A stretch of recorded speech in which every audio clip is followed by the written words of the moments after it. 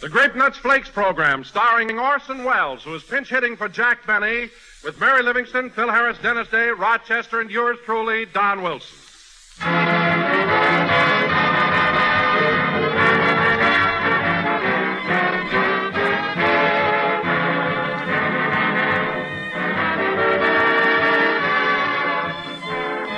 Tonight I'm the original glad man, friends, for aren't we all glad to get news of a thrifty, swifty, appetizing breakfast dish for these up-and-at-'em early mornings? Then wait till we all tell you all about Grape Nuts Flakes, the crisp and toasty brown breakfast cereal that's always ready for breakfast before you are. And ready to eat Grapes, America's fastest-growing breakfast cereal. And think of this, too, homemakers. Every time you buy a big twig of Grape Nuts Flakes, you're saving up because you don't need them. Not for thrifty, plentiful Grape Nuts Flakes.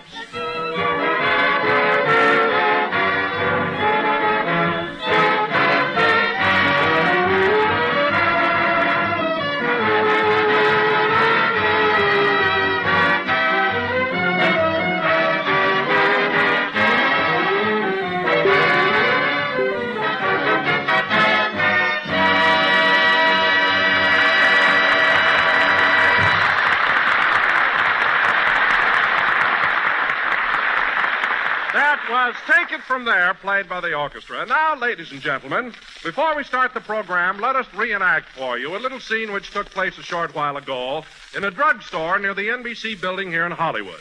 The time exactly 15 minutes before this broadcast. Take it away, drugstore. One tuna fish on whole wheat. One tuna fish coming up. Gosh, it's crowded in here. Say, Don, do you think I have time for a sandwich before the show? Why, yes, Mary, if you hurry. I think I'll have a dish of Tutti Frutti ice cream myself. Watch it, Don. If you put on one more chin, you can throw away your vest.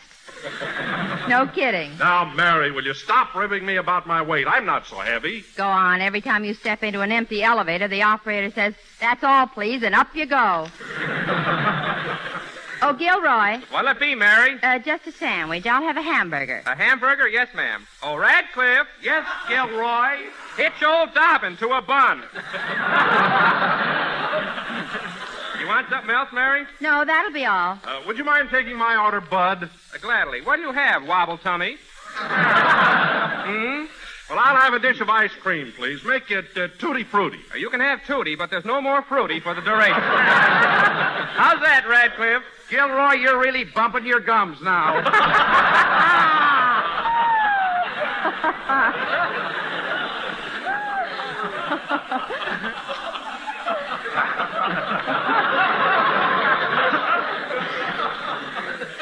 Yeah. Why don't you two jerks give up sodas and write for radio? We do. We just sold a lot of gags to old Red Skelton.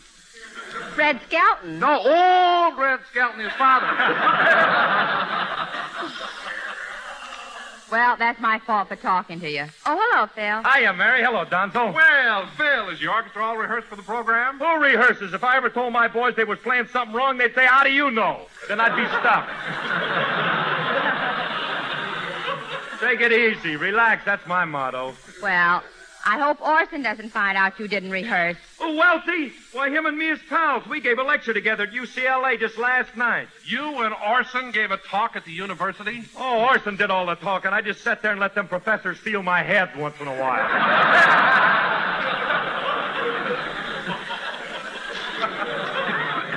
What? No, so. You should have been there. I started to pull a couple of gags and Orson rapped me on the bean with his pointer. Get a load of this lump up there. What'll it be, Twitch? A bromo seltzer? No, thanks. I had one across the street. I just came in here to burp. Is that a Lulu? Oh, you and your Lulus. Say, Gil, is this man annoying you? No, Radcliffe, put down that cupcake. Oh, that Radcliffe's really a demon. Oh, hello, Dennis. Hello, Miss Livingston. Say, how's the hamburger you're eating? All it needs is a jockey. Gosh, Mr. Harris, where'd you get that big lump on your head? From Orson Welles, that too. Orson Welles. You want something to eat, Dennis? You better order. Now, what do you want? I think I'll have the special sandwich. Peanut brittle on whole wheat. You mean peanut butter. No, look, it says right here, peanut brittle. That's a misprint, kid. I'll bring you a peanut butter sandwich. Nothing doing. It says peanut brittle here, and that's what I want. Now listen. I know my rights. Dennis, if I wasn't a lady, I'd knock him right off that stool. Now behave yourself. Hey, kids, get a load of who's coming in. It's Miss Harrington, Orson's secretary. Hello, Miss Harrington. Hello, young man. Good afternoon, everybody. Hello, Butch. By the way, Miss Harrington, how's Mr. Wells feeling today? Oh, he's in a splendid mood. He found his yo-yo under the dresser. What's your order, ma'am? I want this place tidied up and this counter cleared. Mr. Wells is about to honor this hash house with his presence. Yes, ma'am. And incidentally, young man, when did you put on that shirt you're wearing? In 1937, when I left Stratford, Connecticut. Well, change it immediately. Yes, ma'am. And as for your gruesome friend with the wide part in his hair...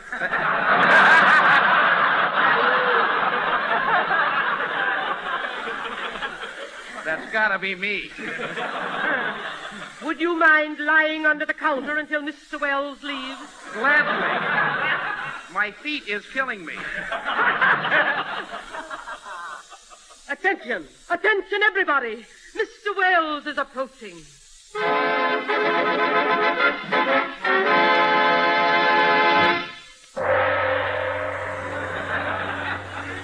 Good afternoon, everybody. This is Orson Welles.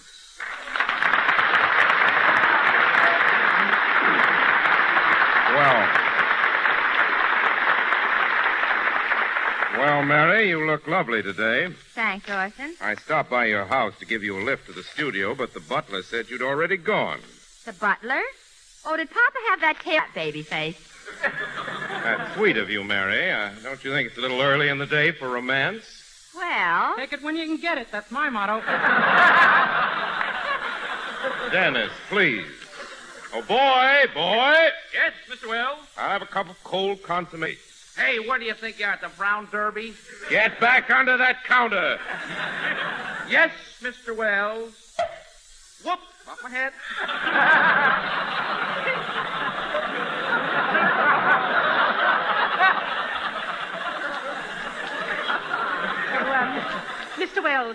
Mr. Wells, I don't think you'll have time. Do you mind okaying it? Not at all. Oh, no.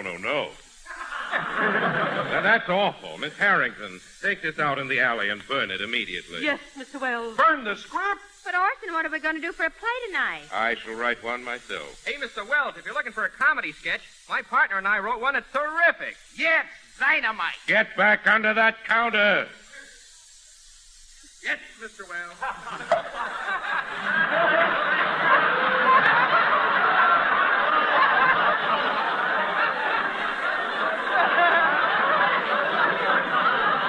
You wait for that long enough.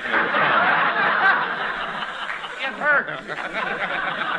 Sight gag, ladies and Well, how gentlemen. about it, Mr. Wells? Do you want to buy our plays? Yes, deliver it to me at NBC as quickly as possible. Thanks, Mr. Wells.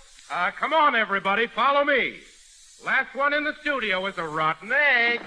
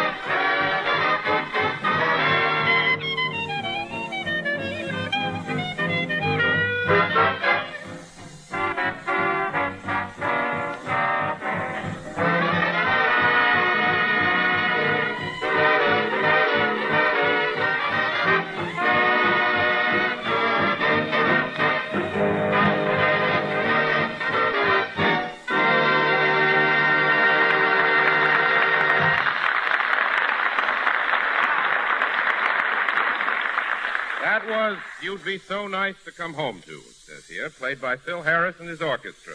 Phil, you can stop waving your baton now. The number's over. Oh, yeah, thanks. Don't mention it. You see, old boy, I didn't get a chance to rehearse that selection, so consequently I didn't realize it had reached its termination. If you get what I mean. That is due to your lackadaisical inadvertence. The conclusion of that number found you in a state of oblivious lethargy. Get what I mean? No, but my lump is throbbing. So I notice. It's fairly dancing. By the way, Mary, I've been meaning to ask you, how's Jack coming along? Is he over his cold? If he was over his cold, you wouldn't be here, brother.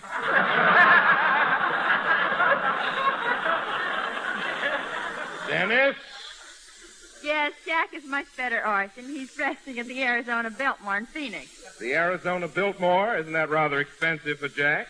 Expense means nothing to him. He was delirious when he checked in. That must be the reason. You know, fellas, I got a postcard from Mr. Benny this morning. He asked me to send his golf bag right away. His golf bag? Say, the old boy must be getting better if he wants to play a little golf. What do you mean golf? If I know Benny, he landed a job picking grapefruit. Now, wait a minute, Mary. Let's all be fair to Jack. He doesn't think of work all the time. Of course not. Jack can relax and enjoy vacation like anybody else. Oh, yeah? He took me to Catalina on the boat one time and played his fiddle all the way over. Well, that doesn't mean he was playing for money. Don't tell me. I was passing the hat. Just the same, I'm sure Jack is getting a good rest in Phoenix. Incidentally, it gives me a splendid idea. I think I'll call Jack and say hello to him. Right now? Of course, right now, Miss Harrington. Get me Mr. Benny at the Arizona Biltmore in Phoenix. Yes, Mr. Wells. Imagine talking to Phoenix, Arizona just like that. Ain't a phone a wonderful thing? It sure is. Say, Mr. Harris, who invented the telephone? Well, Alexander Graham invented the bell. The rest I don't know nothing about. Mr. Harris, the telephone in its entirety was invented by Alexander Graham Bell, which I can pronounce. Come, Miss Harrington. What's the delay on that call? Well, I have the Arizona Biltmore, but they can't seem to locate Mr. Benny. Let me have that phone, please. Hello? Hello, operator? I'd like to talk to Jack Benny. What? He's not registered. He's not a guest there. Have her look out in the lobby. Maybe he's a bellboy. Bellboy? With his flat feet, he could be the house stick. Bill, please. Now, operator, I'd like to talk to Mr. Benny. Oh, his temperature went down. He checked out. Very well, I'll call him there. Goodbye. That's strange. What's the matter? Did Jack leave the Arizona Biltmore? Yes, it seems he's now stopping at the Jasmine Blossom Auto Court. The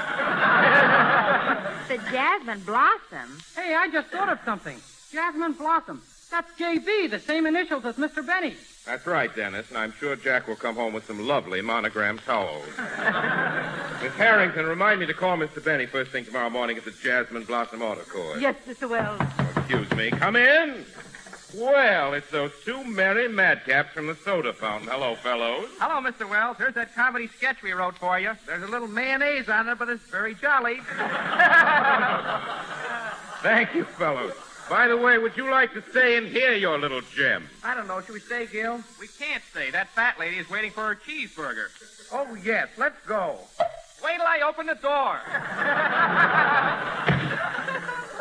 Well, let's see what they've written here. So far, nothing but mayonnaise. A little crude, but it'll get by. And now, ladies and gentlemen, for our feature attraction this evening, we are going to present a mystery melodrama entitled Death at Midnight or the Murder Case. Now, in this drama, I will play the role of Inspector Wells of Police Headquarters. Phil, you'll be my assistant, Sergeant Harris, and Dennis, you will be my other assistant, Sergeant Day. It is your duty to help me solve a horrible crime. Okay. But I didn't do it, I tell you. I didn't do it. You're a policeman. Of course you didn't do it. Don't be too sure. And Mary. It's always a guy you never suspect, silly. Dennis, please. Now, Mary. Yes, Orson. In our sketch, you play the part of the mysterious lady in black. 6 of your husbands have strangely disappeared, and you've just married your 7th.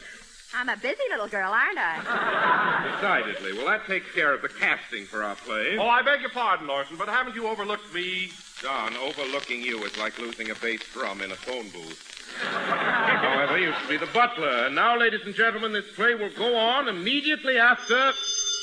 I'll take it. Hello? Hello, Mr. Wells. This is Rochester.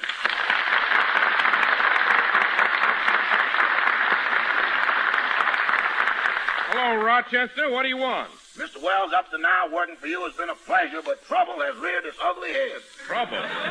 It's that Chinese cook of yours. We just don't speak the same language. Well, naturally. Naturally. What's the difficulty between you and Chong? You know those pork chops I got at the market yesterday? The ones I had to use commando tactics to obtain? Yes. Well, that cook of yours wants to cut them up into little pieces for chop suey. That's vandalism. Now, calm down, Rochester. Any man that would treat a pork chop like that would pull the chair out from under Whistler's mother.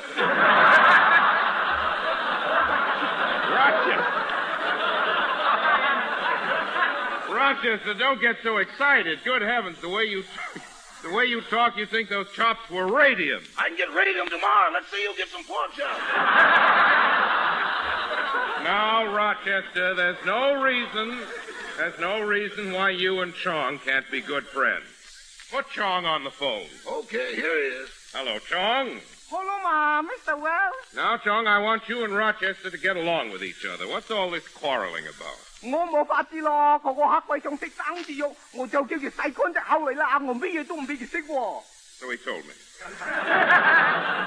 Anything else? 住喺望角路字啦，幾下等戰客人，佢入到我廚房做乜嘢？佢摸佢入嚟住啦。You're absolutely right. Now, Chong, here's what you do. Cook the chop suey for us and give Rochester a couple of pork chops for himself. Okay, Mr. Wells. I'm very happy. Now put Rochester back on the phone. Rochester? Yes, Mr. Wells? Everything is all settled.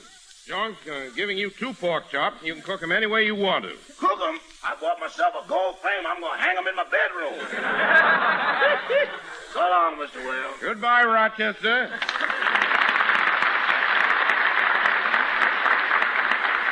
Well, I guess that's straightened out. Sing, Dennis.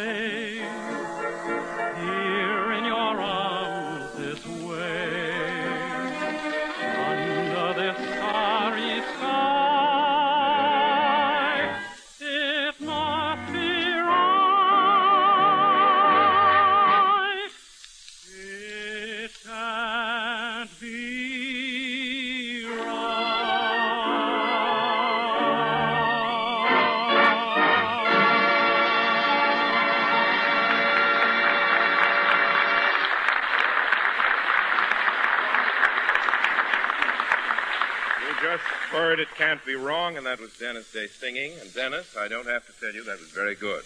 I'll say you don't. I heard it. Dennis, you shouldn't pat yourself on the back like that. It's quite hammy. You should talk, brother. Got something there. And now, ladies and gentlemen, go away, Dennis. And now, ladies and gentlemen,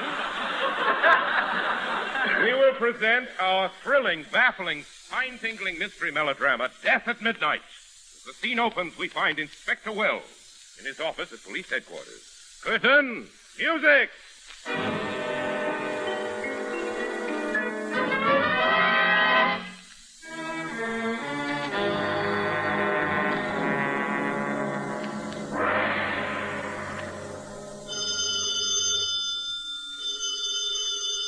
Is that the phone, Inspector? No, it's a preview for whom the bell's tolled.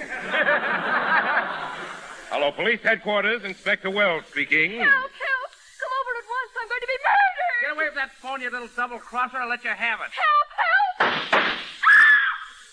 What was that, Inspector? Oh, one of those gin rummy arguments. And before I forget it, Harris, you're supposed to be a policeman. What's the idea of coming to work in those loud sport clothes? My girlfriend thinks I'm a bookmaker. That's no excuse. Now, here's your badge, your uniform, your club. Okay, where's my flat feet? On the opposite end of your flat head. Are you... Oh, Inspector! What is it, Sergeant Day? Somebody has been passing phony dollar bills all over town, and I've got one of them. A dollar bill, eh? And how do you know it's phony? Washington is wearing Lincoln's beard. Let me see that. You're right. And he's wearing Lincoln's hat, too. Hey, were those two guys roommates? Of course not. Washington wearing Lincoln's beard. This is the worst job of counterfeiting I ever saw. You think that's something? Turn the bill over. Good heavens. Hedda Hopper is sitting on the Eagle. Nice work, Dave. We've got to report this to Washington. I thought he was dead. Washington, D.C. Hello? Hello, Inspector Wells speaking.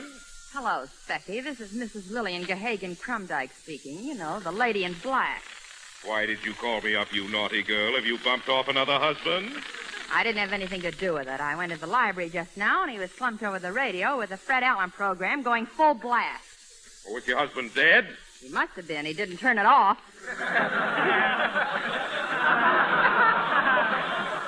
So long, Specky. Hold everything, Mrs. Crumdyke. I'll be right over. Sergeant Harris, Sergeant Day. Yes, Inspector. Come on, boys. We're going over to investigate a murder. And I have a hunch this crime was committed by... By who? I can't make this out. There's mayonnaise on it.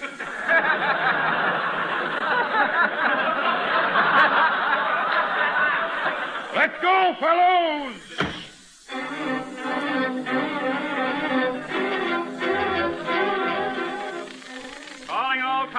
Calling all cars. Eddie Lamar locked in her closet. Take it easy, boys. That is all.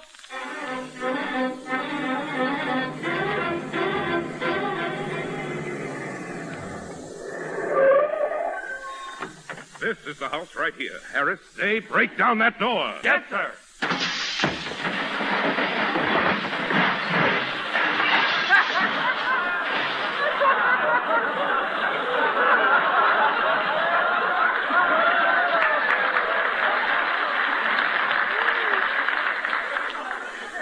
Good evening, gentlemen. Did you ring? No, we didn't. We're the police. Who are you? I'm Wobble Tummy, the butler. The butler, eh? Now tell me, what do you know about this crime? I don't know anything, sir. When the murder took place, I was down at the grocery store buying a package of toasted brown sweeties and a grape nuts flakes. Grape nuts flakes, eh? Make a note of that, Harris. Yes, sir. Now come clean, you. You're talking to the law. What do you know about grape nuts flakes? I know they're America's fastest-growing flake cereal, and they're famous for their malty rich flavor, and the grape nuts flakes come in a 12-ounce economy-sized package. Harris, this man is concealing something. Keep an eye on him. Gotcha. Now I think I'll grill Mrs. Crumdyke. I have a hunch she killed her husband. You know that saying, cherchez la femme, don't you? No, I don't. Well, you ought to learn it. It's all the rage now. Well, the blue coats are here. Hi, Specky. Hello, Mrs. Crumdyke. Where's the body? Right here, and I'm wearing a new dress. I mean your husband's body. Oh, that old thing. It's a strange coincidence, Mrs. Crumdyke, but all of your husbands have met untimely deaths. Take your first husband, the big game hunter. What about him? You went on a hunting trip to Canada with him, and he's the first thing you shot. Well, he looked like a moose. No excuse. Now, I want a confession, Mrs. Crumdyke, and I want it now. Start talking. Well... It's no use. You murdered your husband, and you might as well admit it. Well, here we go again. Lies! Lies! Nothing but lies. You hated your husband, and you couldn't stand him any longer. Now tell me, how did you kill him? Well... I don't believe it. I'm arresting you, Mrs. Crumdyke. Arresting you for the murder of your husband. Tell me, what's his first name? Well... Otto J. Crumdyke. Slap the bracelets on her, Harris, and let's go. Oh, Inspector, Mrs. Crumdyke is innocent. Innocent? Yes, someone just threw a note in the window and it solves the whole case. Give me that note. Where is it? I ate it. It was covered with mayonnaise.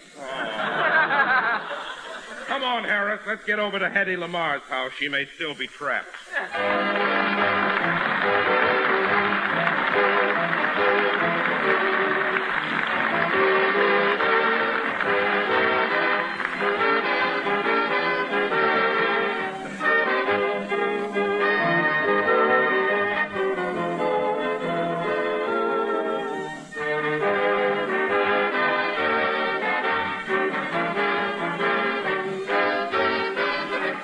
Friends, when you sit down to a big, tempting bowl full of appetizing, malty-rich grape nuts flakes, aren't you pleased with yourself?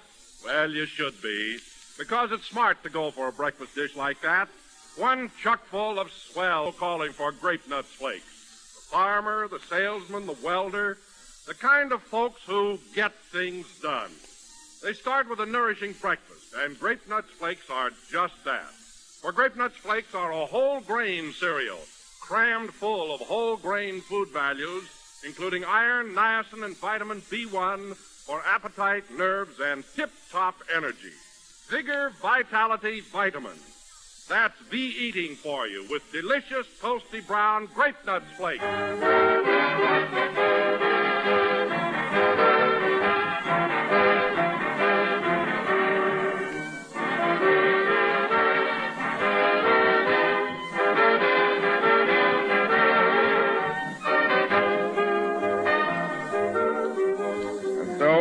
Until next Sunday night, ladies and gentlemen, this is your obedient servant, Orson Welles. Mary, I want to compliment you on your performance tonight in the role of Mrs. Crumdyke. I was pretty crummy, huh? Well... Good night, folks. Good night, doll.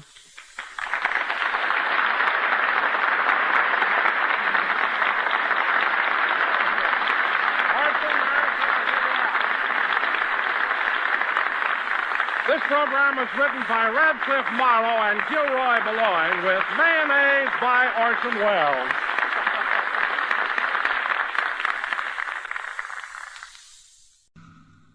The Grape Nuts Flakes program, starring Jack Benny with Mary Livingston, Phil Harris, Dennis Day, Rochester, and yours truly, Don Wilson.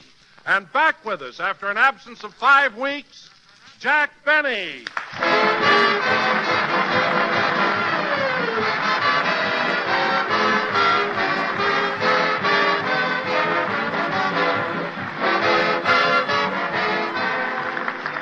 Of course, we've all heard how it takes two to make a bargain. Well, truer words were never said when it comes to modern shopping, because it takes two kinds of currency, cash and ration stamps, to buy many of today's foods. So here's a thought to put in your pocketbook on your shopping expedition next time. Nearly all foods, let's face it, have gone up in price. Gone up anywhere from 2% to 75%. But there's at least one big exception to this general wartime rule. Grape Nuts Flakes is America's fastest-growing breakfast cereal, and because you folks have been switching to that big 12-ounce economy-sized package, you're paying, on the average, less for your Grape Nuts Flakes today than you did in 1939. So with the price of many foods where it is today, it's great to know you're doing both your family and your budget a favor when you serve more crisp, toasty brown Grape Nuts Flakes. For they're a real flavor treat. They provide important whole grain nourishment, and they bring you real savings. So plan to buy several packages at a time in the big 12-ounce economy size of unrationed Grape Nuts Flakes.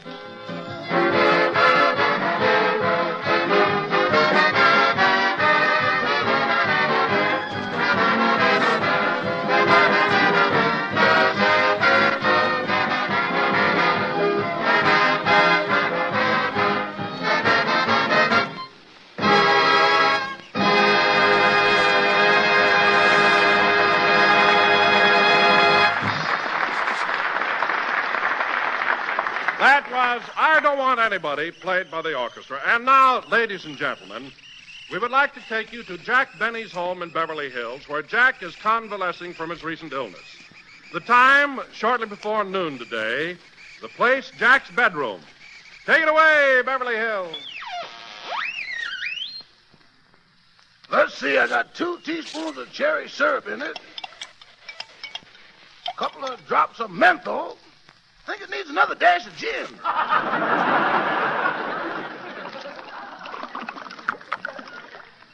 There, that's enough. This kind of medicine makes a cold a pleasure. Oh, Mr. Benny. Mr. Benny, wake up. What is it, Rochester?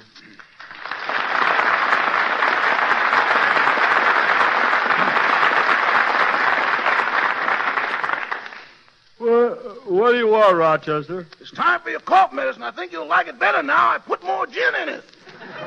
More gin? You mean to say this cough medicine I've been drinking has gin in it? You couldn't have that silly grin on your face from just plain syrup. What? You may not believe this, but you've been snoring Sweet Adeline.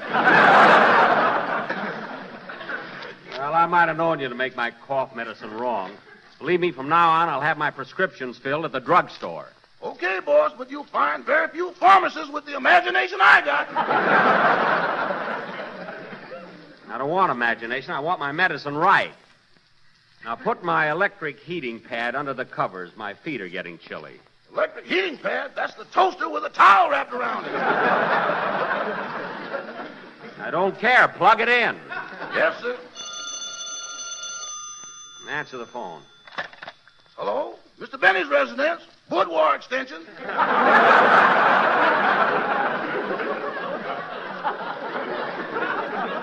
Who? Oh, hello, sugar. How are you? Well, I don't know, honey. I'll have to find out. Oh, Mr. Benny, can I have tonight off? I want to go down to Central Avenue to see my girl. No, absolutely not. Looks like you'll have to come out here, honey. So long. Rochester, you know I'm not feeling well. Why can't you see your girlfriend tomorrow night? Tomorrow's Monday. I got a date with my Monday girl. Your Monday girl? Maybe I could switch my Tuesday girl to Wednesday and make Saturday a doubleheader. Well, if it's that involved, you don't have to... Whoops! Whoops, pull it out! Pull out what? Pull the plug! Pull the plug! What's the matter, boss? Pull the plug. My toes are caught in the toaster.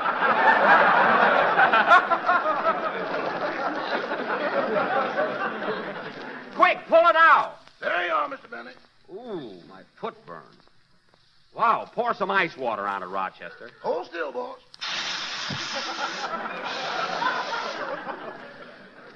There, that's better. Oh, hello, Mary. What's the matter, Jack? Somebody give you a hot foot? No, I got my toes caught in the toaster. Your toes caught in the what? In the toaster. Could happen to anyone. Oh, sure. Everybody's making toast in bed nowadays. It's all the rage. Was using it for a heating pad. Oh, but Rochester, what are you doing with that bottle of cough medicine? I was holding it up to the light and some of it ran down my throat.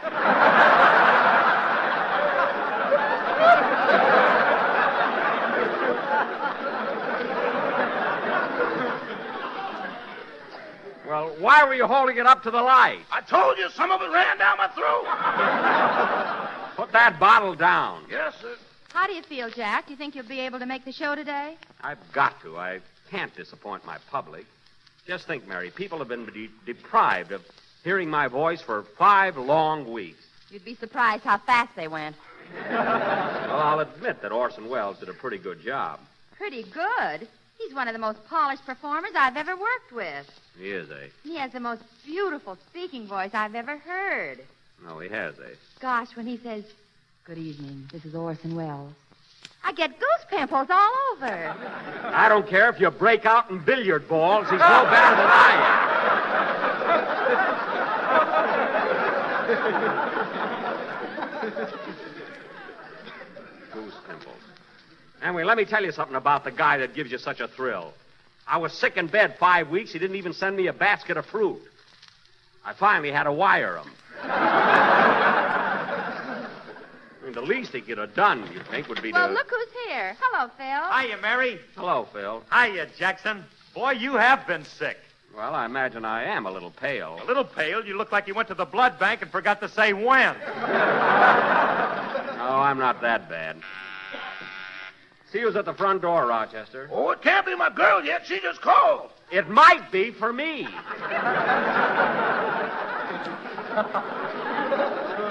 It's my house, remember? Now answer the door. Okay. Say, Jackson, I got a surprise for you. Alice Faye, now appearing in Hello Frisco, Hello, made a dozen donuts for you with her own little hands. A dozen donuts, where are they? Out in the car, I'll get Rochester to help me carry them in.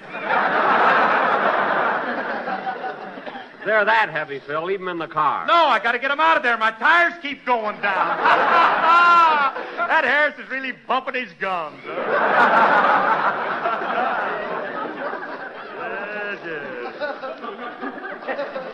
Phil, I'm only guessing, but I'll bet my temperature just went up 2 points. Well, Jack, if you have a fever, you ought to stay home and let Orson handle the show today. What's a little fever? I've had it for 5 weeks now. 1 minute I'm hot, the next minute I'm cold. Then I'm hot, then I'm cold. You sound like a shower bath at a cheap hotel. I don't care what I sound like. Orson Welles is not going to do my program today. Gosh, I'm sure going to miss Wellesley. Without him, the show won't have no refinement, no culture, no class. And won't have no Harris if you don't shut up.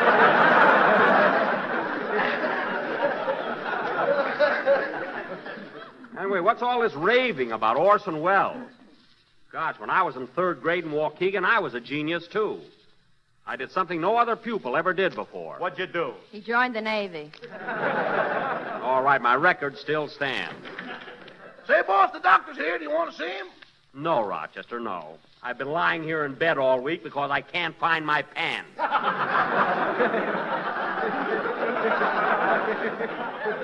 You're pressing them under your mattress. Well, show the doctor in. Okay, here he is. Oh, how do you do, doctor? Well, and how's my little patient? Shall we take that nasty cast off your leg today?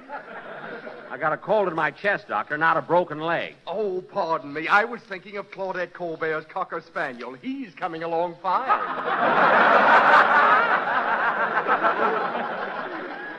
Well, I'm glad to hear it. Now, Doc, would you mind examining me? I got to go down to NBC and do a broadcast today. Why? Is Orson Welles sick? No, look, I'm getting better. Now, please examine me. All right. I'll take a look at your chest first. Now, roll up your nightshirt. Okay, here it goes.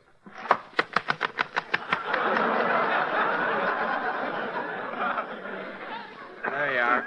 How do I look, Doc? My, you're kind of caved in there. Yeah. Get a load of his chest. That's the only skin hammock I ever saw. Oh, don't be so funny. Hey, Doc. Hey, watch your cigarette, Doc. That's my mouth, not an ashtray. Pardon me. Now, let's see. I think I'll tap your chest. Well, go ahead, tap me. Now, hold still.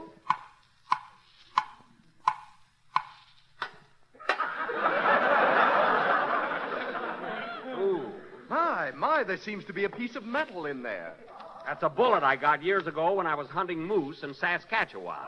It's a bullet you got from a Spanish dancer in El Paso. Ah, Rosita. She finally ran away with a bullfighter. I wonder where she is now. I wonder where the bullfighter is. I could use some meat. Ah, Rosita. Well, can I do my show today, Doctor? Yes, you'll be fine. Well, I must run along now. W.C. Field St. Bernard is out of brandy. Goodbye.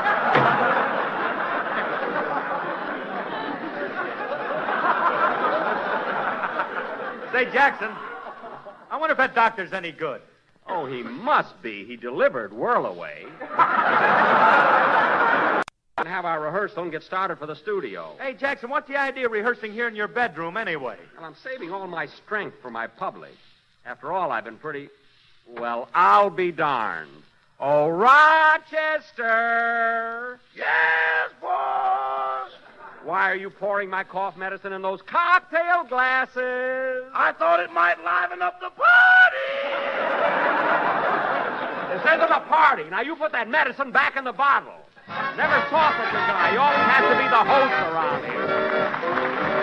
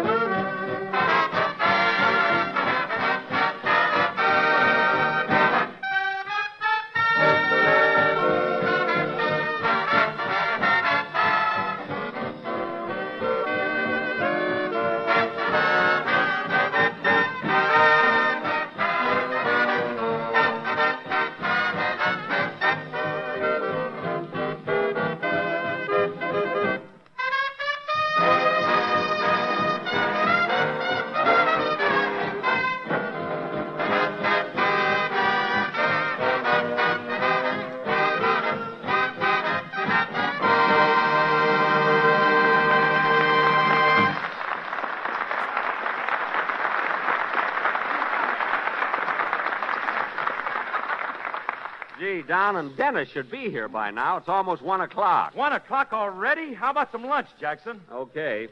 But remember, Phil, we have rationing now, so I can't dish out food like I used to. Like you used to. Yes. You got so many meals out of a leg of lamb one time, it got mad and kicked you.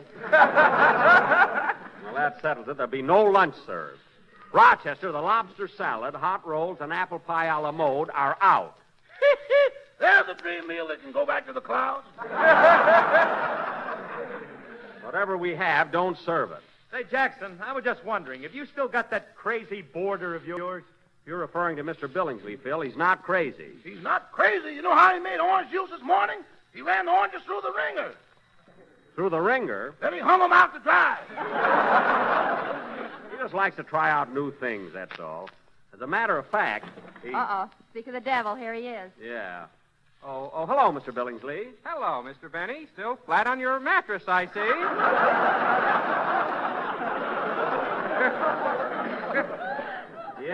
Yes, we were just talking about you, Mr. Billingsley. Your ears must be burning. Well, I'll have to call the fire department. I've got a new hat on. You haven't changed a bit. By the way, Mr. Billingsley, we're going to rehearse our radio program in a few minutes. Would you like to stay and hear it? Oh, I'd love to. I'll just hide under the bed here in case your husband comes home. Here I go. Whoop, up my head. Well, goodbye, Mr. Benny. Goodbye. You dog, you.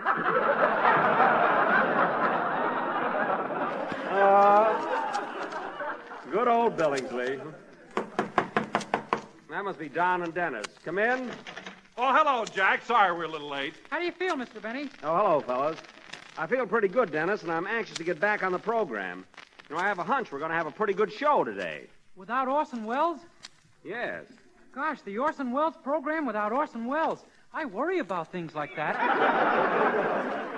It's the Jack Benny program. Get it straight, you little traitor. What's the matter with this gang? Oh, Jack, don't be so touchy. You always imagine that people are running you down. I imagine. Yes, you jump at conclusions. If somebody happens to say you're a heel, you always take it the wrong way. Well, how else can I take it? A heel is a heel. You said it. There you are. I imagine things, eh? Well, let's get started with the rehearsal. Rochester, pass the scripts around. Yes, sir. Everybody gets a script and a glass of cough medicine. There'll be no cough medicine. I read this script, boss. A little nectar won't hurt it. Rochester, whenever I need you in the capacity of a dramatic critic, I'll let you know. Now, let's get started, fellas.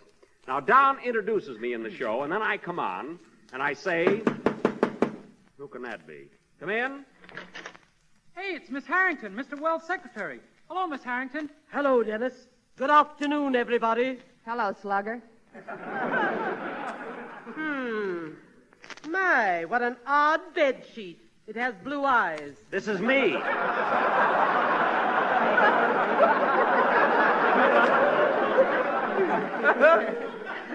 This is me. I'm pale. You certainly are. I have news for you, Mr. Benny.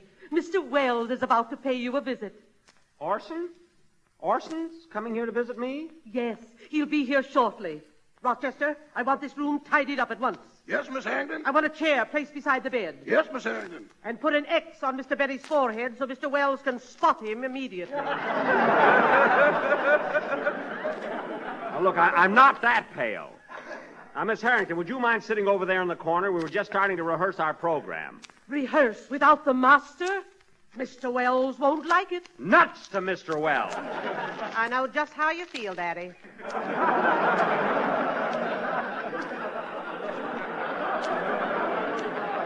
Well, I'll be darned. She's human.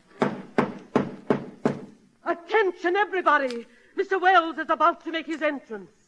Mr. Wells. Come in.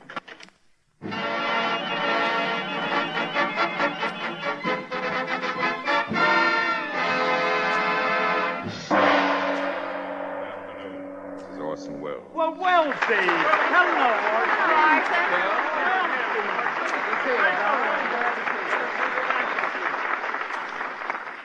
Gee, you'd think he was Frank Remley or something, the way they're jumping around here. For heaven's sake.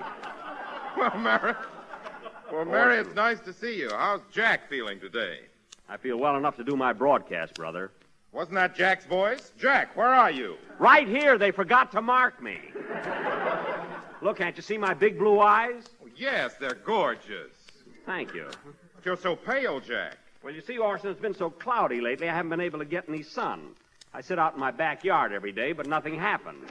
I'll fix that. Miss Harrington, take a note. Yes, Mr. Wells. Get in touch with the Weather Bureau. The sun must shine tomorrow. Yes, Mr. Wells. See what I mean, Daddy? Hey, maybe he can do it. Oh, by the way, Jack, I noticed a lot of orange peels hanging on your clothesline. Is that to ward off evil spirits?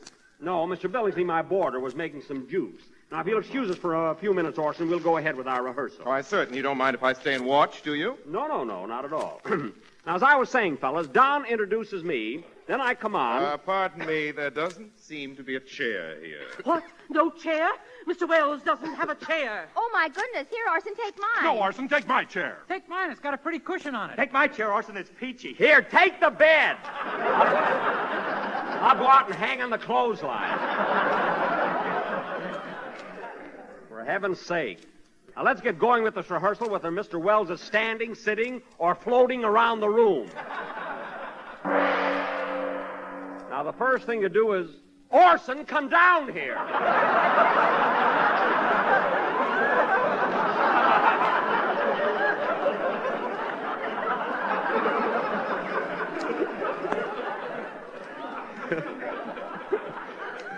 He knows more magic. Now, the first thing to do is run over the dialogue. Run over the dialogue? Oh, no, that'll never do. No. What do you mean, no? Comedy, Jack, should never be rehearsed. Repetition destroys its sparkle and spontaneity. But the Orson, important elements of a variety program are the songs and music. Look, now, but Orson- Dennis, I want you to run over your song so we can get an idea of its length. Now, wait a minute, Orson. This rehearsal is my business. You're not even going to be on the show. I know, but I shall be listening. It's about time we listeners had something to say. Sing, Dennis. Yeah, sing. I see what you mean, sister.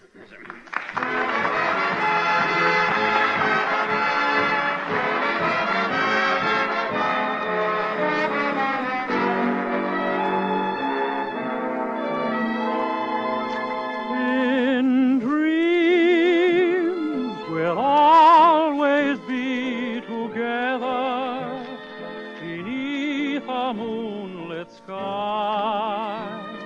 We mustn't say goodbye. Each night I'll push aside the mountains. I'll drain the ocean dry. We mustn't say goodbye. I promise you that when the postman rings, my heart will be inside the envelope he brings. Oh, don't you know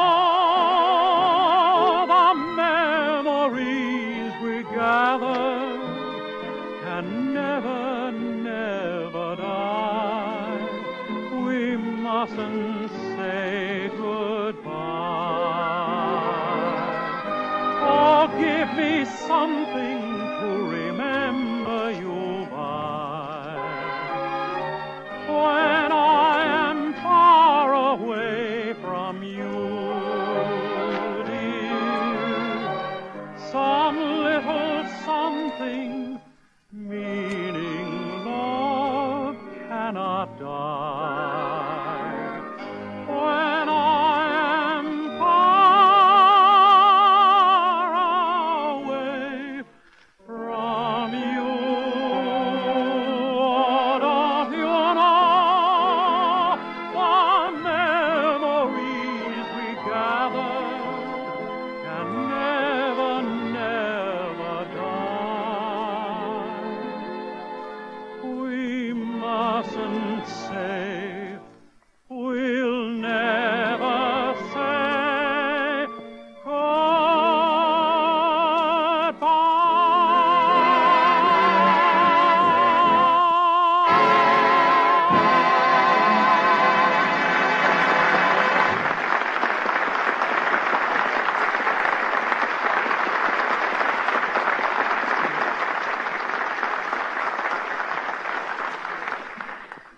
that, Mr. Wells? Do you think it'll do for the program? Well, Dennis, I think Mr. Benny should answer that question. After all, he's running a show this week. Darn right I am.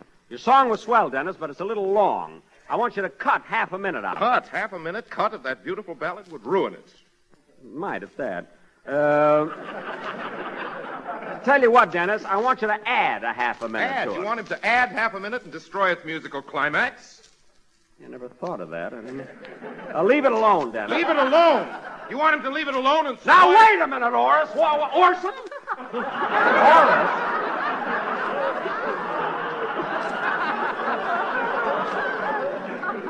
Took him 10 years to build up the name Orson Welles. I made it Oris in 1 second. Look at Orson. What the heck do you want? I wish I knew. So do I. Look, Orson, it's getting late. Do you mind? You know. Look, Orson, I'm sorry I killed your gag there. Or I'm glad. I don't know which. Orson, it's getting late. Do you mind if we get on with the rehearsal? Of course not. I'll just glance through this manuscript here on the table. Is it a screenplay? No, that's my autobiography, Orson. I've been working on the story of my life since I've been sick. Intriguing title. Jack Benny, From Rags to Radio.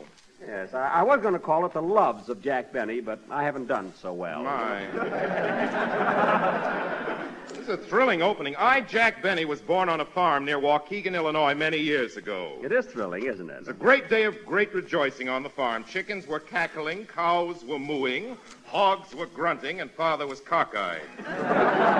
What a celebration. Young Jack Benny, from his very Oh, earliest pardon me days... for interrupting, Orson, but we've got to get finished with our rehearsal. No. This is interesting. Go ahead, Orson. Go ahead. But, Jack, now, I've got to rehearse the sponsor's message yet. You got to yet? Oh, yes, the sponsor's message. Well, Don, as long as I haven't been on the show for 5 weeks, I thought we'd concentrate on me. Now, just a minute, Jack. You can't seriously believe that we listeners tune in to the Grape Nuts Flakes program every week just to hear about you. But, Orson... Of course not. We want to know how those toasty brown, sweet as a nut little flakes are getting along. But, Oswald... We want to know... we want to know if they still... Now, you know I can't louse up the sponsors. No. I got it pronounced.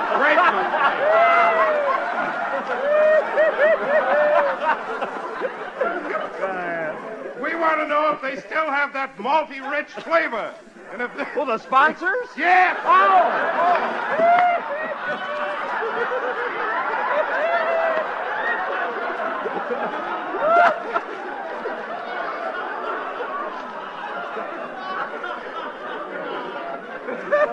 We want to know if they still have that malty rich flavor and if they're still America's fastest growing flake cereal. But, Orson, look, I think that people want to know... Darn that nightshirt. But, Orson, after Don delivers his message, can't I talk about myself? Can't I tell people my cold is better? Jack, I wouldn't take any bows on that cold till you're strong enough to have a beautiful nurse. Oh, well, I'll tell them anyway. Huh?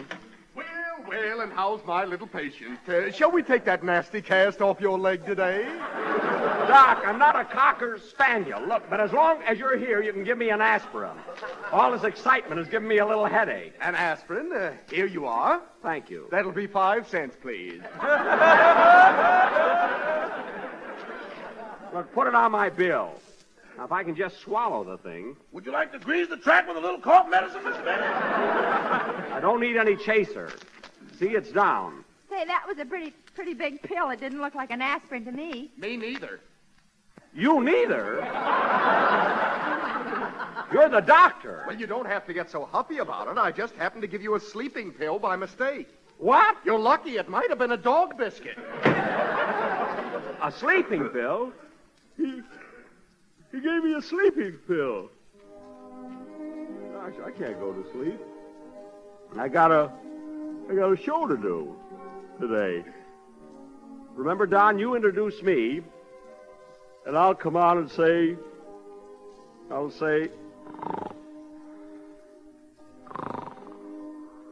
Orson, looks like you'll have to do the show today. I'll be glad to, Mary. Now, come on, everybody. Let him sleep.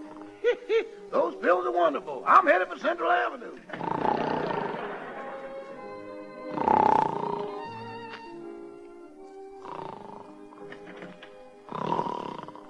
I came back for the cough medicine, folks.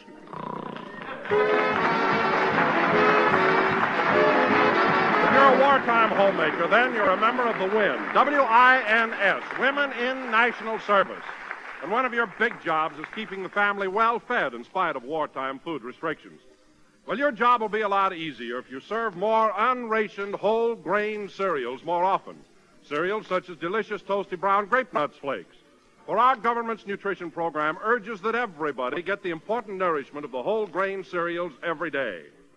And in each luscious bowl full of malty-rich grape nuts flakes and milk, you do get that important whole grain nourishment that includes many of the same essentials found in foods that are scarce. And friends, to enjoy the swell-tasting goodness and the whole grain nourishment of grape nuts flakes, you don't have to give up a single precious ration stamp.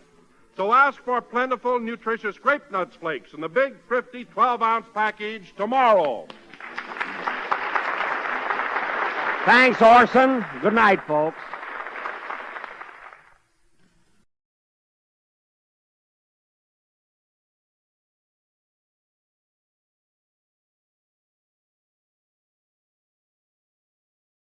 J-E-L-L-O. The Jell-O program coming to you from Hollywood, California, starring Jack Benny with Mary Livingston, Phil Harris, Dennis Day, and yours truly, Don Wilson. The orchestra opens the program with Where Do I Go From You?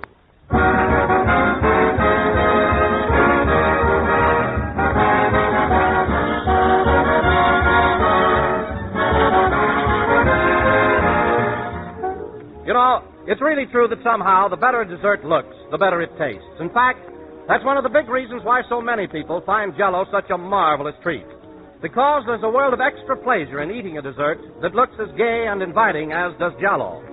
Jell-O has a distinctive beauty all its own. There's the rosy pink that reminds you of ripe red strawberries, the bright crimson that makes you think right away of plump, juicy raspberries, as well as all of the other rich, tempting Jell-O colors. And each glowing color is just as attractive. Each grand flavor is just as delightful and refreshing as the juicy, ripe fruit itself. So, friends, enjoy a shimmering mold of glorious Jell-O right away quick, possibly tomorrow. Ask your grocer for several packages of Jell-O in all of Jell-O's 6 delicious flavors. But be sure to ask for it by name, because Jell-O is a trademark, the property of General Foods. And those big red letters on the box assure you of getting the flavor that made Jell-O famous.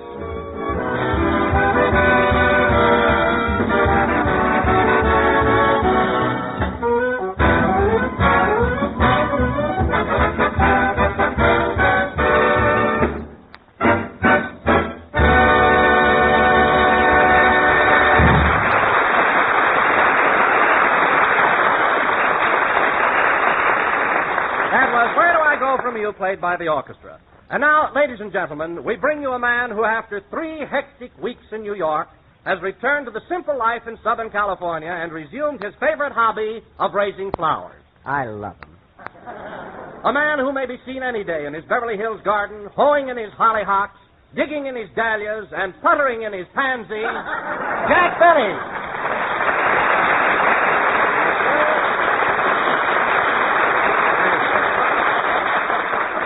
Thank you. Jell-O again. This is a man with the hoe talking. And, Don, I'm glad you gave me that introduction because it brought out a side of me that most people don't realize. Benny, the nature lover. Well, Jack, I didn't realize it myself until I read in the paper the other day that your petunias had won first prize in the Beverly Hills Flower Show. My petunias? They only won 3rd prize, Don. They should have come in first, but they weren't trying. Weren't trying? No, they just sat there in their pots and drooped.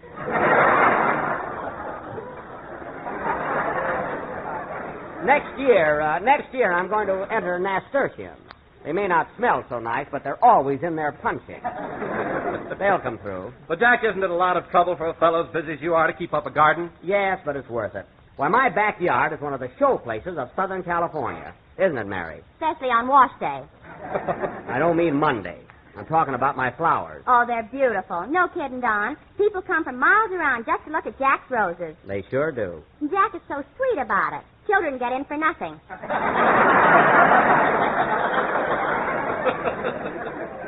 Mary. Adults a quarter. Now, wait a minute, Mary. That 25-cent admission isn't just for the roses. It also includes a tour of the house and Carmichael's roller skating act. It just about pays for the upkeep. I'm not trying to make my backyard commercial. Go on. I fell in your swimming pool the other day, and you charged me 15 cents for a towel. That's the standard rate all over the country.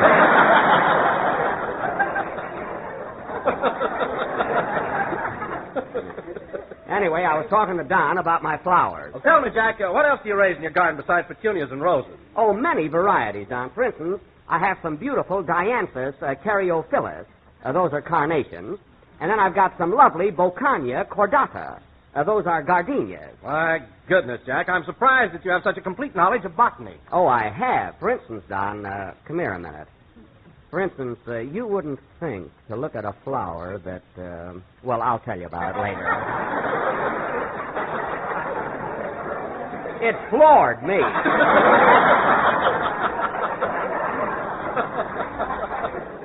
And you know, Don, I've been very successful lately experimenting with the improvement of various species of plant life. Is that so? Well, I think it's a shame, Jack, the way you go around telling people you perfected a cactus without needles. Well, I did. That cactus in my yard doesn't have a needle on it. It's just as smooth as can be. Sure, you lather it up and shave it every morning. I do not, and that's a fine way to talk after the break I've been giving you on flowers lately. Some break. You've been charging me 75 cents a dozen for carnations, and I can get them at the florist for 60. The white ones with the pink edges?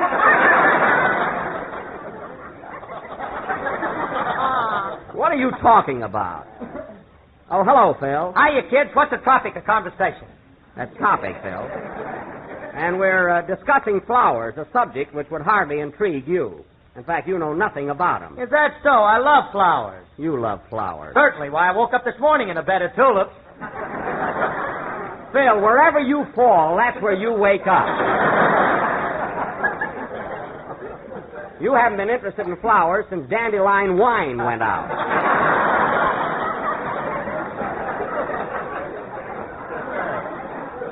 And you know it. All right, so what's flowers? You smell them and throw them away. Isn't that awful? Phil, when you come over to my house next Sunday, you'll see the most beautiful garden you ever laid your eyes on. Your house next Sunday? What's going on then? Oh, didn't I tell you? I told Don and Mary before the broadcast. You see, our sponsor, Mr. Mortimer of General Foods, happens to be in town, so I'm throwing a little party for him. Incidentally, Jack, has General Foods picked up your option for next year? My option? Well, doggone. Come to think of it, no. He hasn't slept in 3 weeks, and he just found out why. Mary. But you know, Don, this party will give me a swell chance to talk business with Mr. Mortimer. Oh, Jack, who do you think you're fooling? That's the only reason you're giving it. Now, wait a minute, Mary. There's no particular rush for me to sign my contract for next season. I'm not worried. Sure, you can always play your violin in Phil's orchestra. Yeah, I could. Over my dead body. Don't be so smart, Phil. And next Sunday, when you come over to my house, you'll be very nice to Mr. Mortimer. Am I invited to your party, Mr. Benny? Well, of course, Dennis. I didn't see you. Why didn't you say something? Nobody would throw me a lead. Well, I'll throw you a lead, Dennis. Now that you've made your presence known, how about singing a song? Oh, boy, that'd be fun. There he goes again. I wonder what makes that kid so happy. Mr. Mortimer is his uncle. He is? Say, that's swell. Sing, Dennis. Gee, I didn't know he was related to our sponsor. I might have known it, though. He's such a smart kid.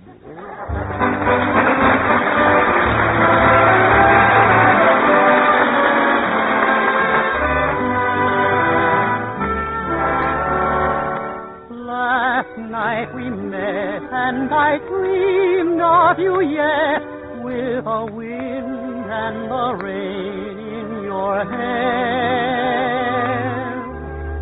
There in the mist, how you sighed when we kissed, with the wind and the rain in your hair. The rain was a song, the wind was a voice, the night was dark and stormy, but how could my heart ever be cold with your 2 arms to warm me?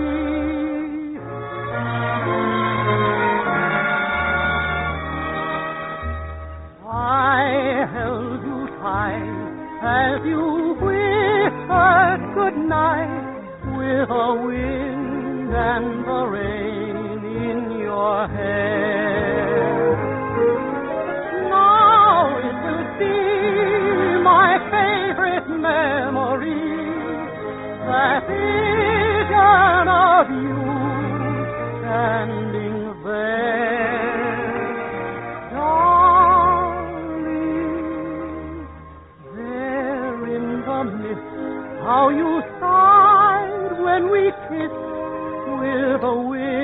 and the rain in your hair. With the wind and the rain in your hair.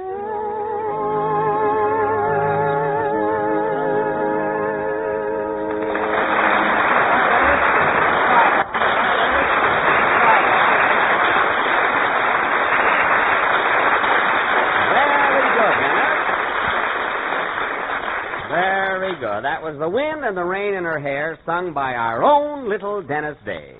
Denny, I call him. Dennis? Yes, please? You know, that's one of the most beautiful songs you've done this year. The title is so poetic, The Wind and the Rain in Her Hair. I wonder what that girl was doing out in the rain with all that wind in her hair. Well, Jack, I happen to know all about that. The young lady in question was on her way to her neighborhood grocer to buy a package of Jell-O. Oh. When suddenly a storm came up. Lightning flashed, and the wind howled and moaned all around her. Our heroine pressed on, undaunted through the driving rain. But she didn't turn back. She wanted Jell-O. Jell-O, do you understand? And she's going to get it. Gee. It grew darker and darker, and through the fury of the storm, you could hear her voice crying, Jell-O, Jell-O.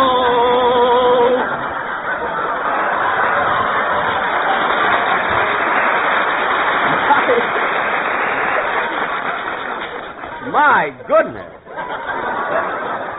Well, tell me. Tell me, Don. Did she get the package of Jell-O with the big red letters on the box? Yes, Jack. And after that, she went to a beauty parlor for a permanent wave. And it made her look so beautiful that she was immediately signed up for pictures. Well. And today, that girl is known to the world as Miss Barbara Stanwyck. Isn't that wonderful, folks? Oh, thank you. And if you tune in next week, ladies and gentlemen, Mr. Don Wilson, the eminent biographer, will tell the story behind Guess Who? Logan Jerkfinkel. Now you spoiled it. Get another one ready, Don. Okay. And now, ladies and gentlemen, going from the sublime to our feature attraction of the evening, tonight, the Benny you requested We'll Molested players will present their version of that sensational MGM screen masterpiece, based on Kenneth Roberts' brilliant novel of American history, that outstanding cinema achievement, Northwest Passage. Thank you, Snapdragon. That's Sternicum Excelsium. I know what it is. Boulogne.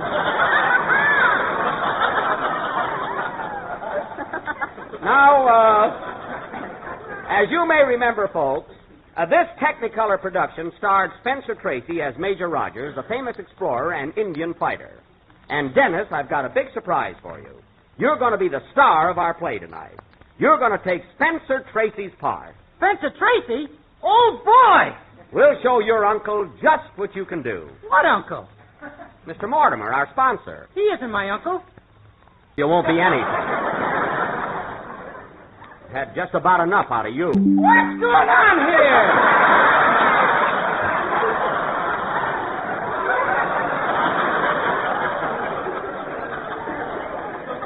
Never mind. Now, getting back to our sketch, inasmuch as I am a very dear friend of Spencer Tracy's, I will naturally play his part. It's a fine thing to do to a friend. Listen, Mary, I can handle a part. Why, I can do anything Spencer Tracy can do, except possibly play polo. Make it everything. You'll feel better. Okay. Now, Phil, you're going to play Robert Young's part, the map maker of our expedition. You're thrown out of Harvard College, so you join my troop of Rangers. Well, why would I be thrown out of Harvard? That don't ring true. Phil, the trouble we're going to have is getting you into Harvard. The rest will be easy. Now, Mary. Yes, please?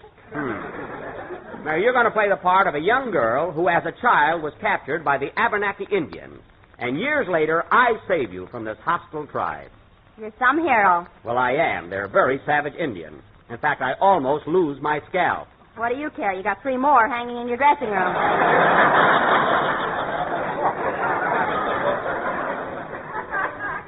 now, just for that, you might as well tear up that pass I gave you for my rose garden. I'm voiding it. Now, let's see. Who else? What am I going to be in the play, Jack? Well, Don, you were going to be a ranger, but due to a shortage of actors, I've decided to make you a whole company of rangers. So when I call the roll, just answer here 50 times. Do I get more money for playing all those parts? Not unless you got a certain uncle. That has nothing to do with it. Now, this epic, ladies and gentlemen, will go on immediately after the next number, which will be played by Phil Harris and his orchestra. Hit it, boys. Gee, Mr. Benny, why can't I play Spencer Tracy's part? Get away from me, Dennis, or I'll twist your wrist. Play, Phil. I can't stand an imposter.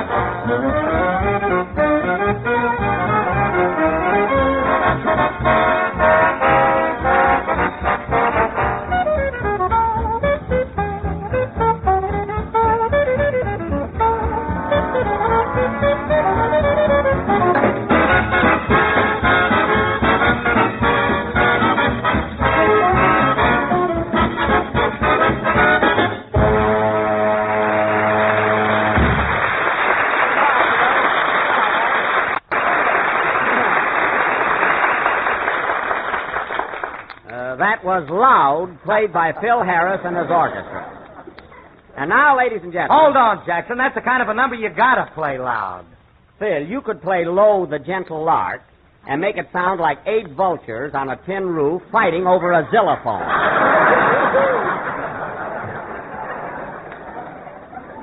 And now, folks... Well, that's just silly. Why would vultures fight over a xylophone? They think it's spare rib. Does that clear things up, Brub? And now, folks, for our thrilling saga of early American history, Northwest Passage or A Tramp in the Woods. Take it, Mr. Narrator.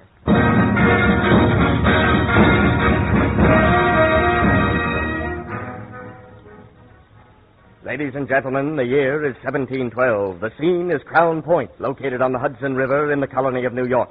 Major Rogers and his famous rangers have decided to wipe out the Abenaki Indians, a hostile tribe who have been ravaging the countryside, burning the farmers' homes, and kidnapping their wives and children. As the scene opens, the major is addressing his men. Now listen, men, and listen carefully. For years, the Abenaki Indians, a hostile tribe, have been ravaging the countryside, burning the farmers' homes, and kidnapping their wives and children. The man just said that.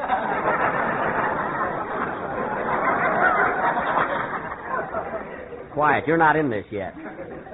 Now, Rangers, here's my plan. We march northward this very day, northward to Lake Champlain and the Abenaki country. It's a dangerous mission, men, and no one knows how long it'll take. We may be gone weeks, months, perhaps years. Who's going to water your petunias?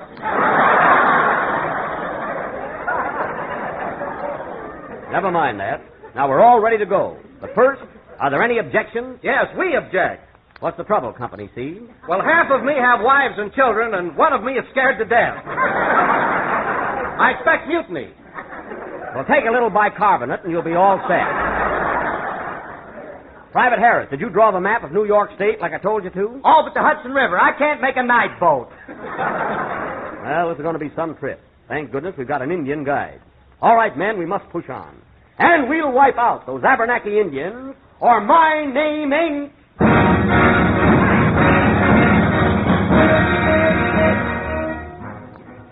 And so our little band of rangers leave Crown Point and march 2 full days northward. It is now noon of the 3rd day. Rangers, halt! I said, Rangers, halt!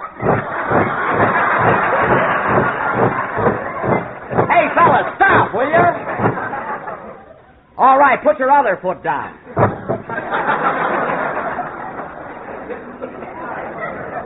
What an outfit.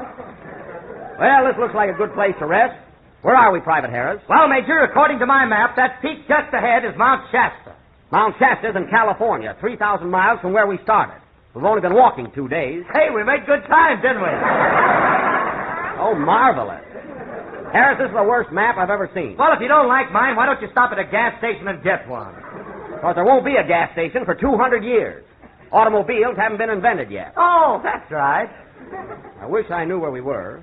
Now, let's... Look, fellas, a wild turkey. And it nearly hit us. Well, I better ask my Indian guide where we are. Oh, Conkapat. Conkapat. Please? Where are we? Do you recognize those mountains up ahead? No, I don't. You're a fine Indian guide. Well, I thought I was going to be Spencer Tracy. That was B.M., before Mortimer. Oh, well, we'll just have to march on, I guess. But, Major, we can't march anymore today. Several of my backs are sprained, and most of my feet are killing me.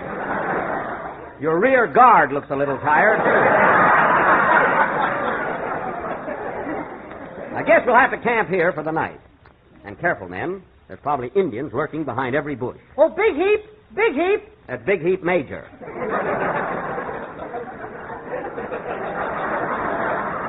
What do you want, Conkapat? Look, Major, white girl. White girl? Where? Oh, yes. Hello there. Hello. What are you doing in these woods, miss? I was out picking violets and I got lost. Violets, eh? Hey, fellas, look at these Vincas culottes.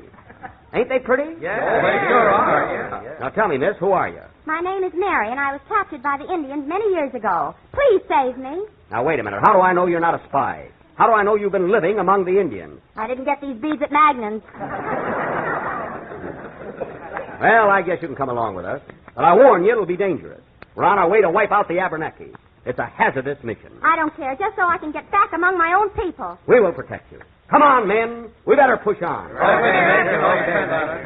Gee, those violets are beautiful. May I carry them, miss? That's all those Indians have to see. Oh, that's right. Come on, men, on our way. And we'll wipe out those Abenaki Indians, or my name ain't...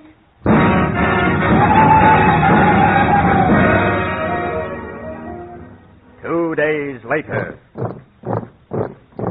Where are we now, Harris?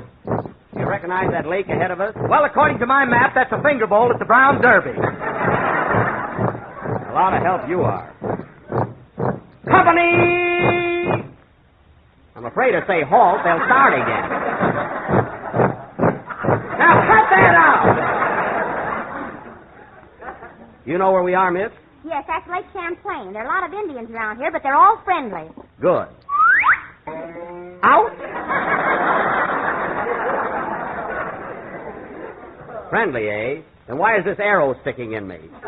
If you look close, it says, I love you on it. Oh.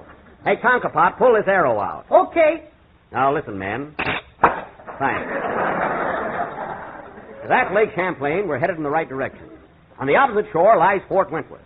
And tomorrow morning at 4 o'clock, before the Indians wake up, we'll cross the lake. All right, men, lay down. Unfold blanket. Company, sleep.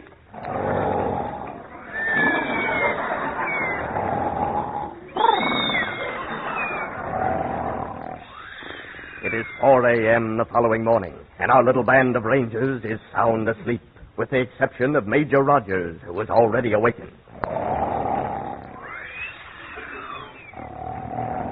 Company, halt!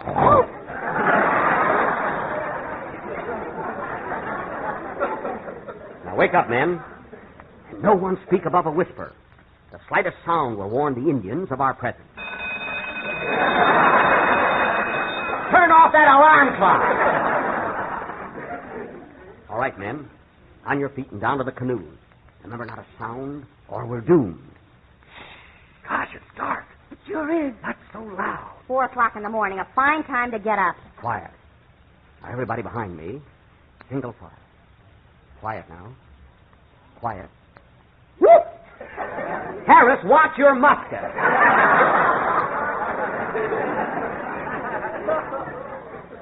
All right, men. Here we are. Now get in your canoes. And we'll wipe out those Abenaki Indians, or my name ain't. Or my name ain't.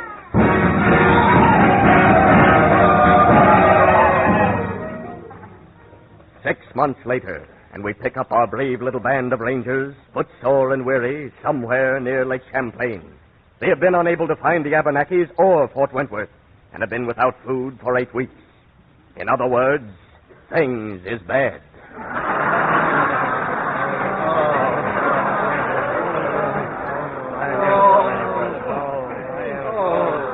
Cheer up, men. Cheer up. We must have faith and courage. But we're starved, Major, starved. And I've lost half of my men. Well, on you it looks good. Gee, I'm hungry, too. Here, have a bite of my moccasin. Moccasins are no good without ketchup. Well, men, you've been brave and loyal soldiers. But I'm afraid this is the end. What's that? Tom-toms. There must be Indians around here. Indians? Raise your muskets, men. Do not be afraid, Major. These Indians are peaceful and friendly. Good. Yikes! Another bullseye. I'm getting pretty sick of this. Look, Major. Here comes Big Chief and many braves. Oh, yes. All right, men, put down your muskets. I'll talk to these Indians. How? How? We white men no want fight. We friendly. We friendly, too.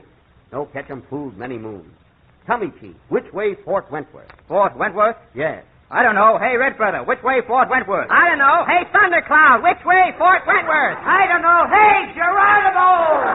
Never mind, let it go! We'll find it ourselves. Come on, men. Forward, march!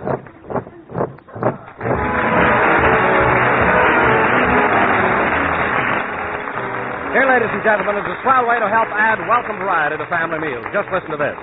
The next time you go to the grocery store, glance at the shelf where you've been used to seeing those familiar red-lettered packages of Jell-O.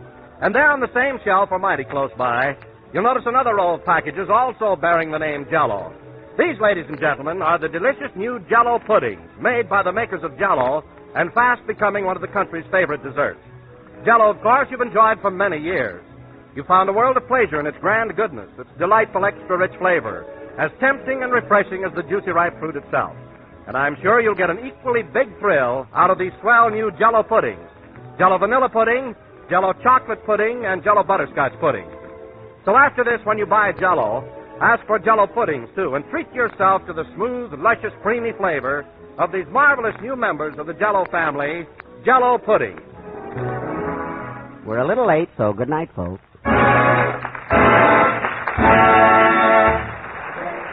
This is the National Broadcasting Company.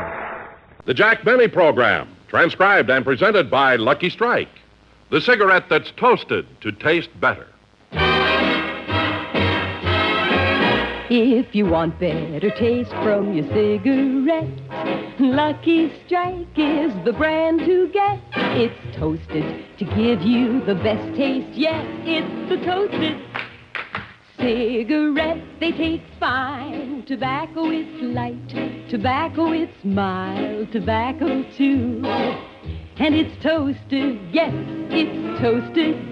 Because the toasting brings the flavor right through. So to get better taste from your cigarette, Lucky Strike is the brand to get. It's toasted to give you the best taste yet. It's the toasted cigarette.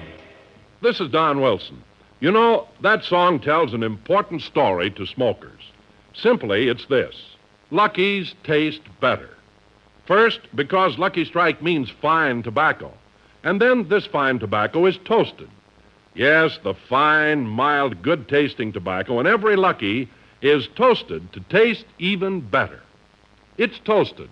The famous Lucky Strike process brings Lucky's fine tobacco to its very peak of flavor, tones up this naturally good-tasting tobacco to make it taste even better, cleaner, fresher, smoother.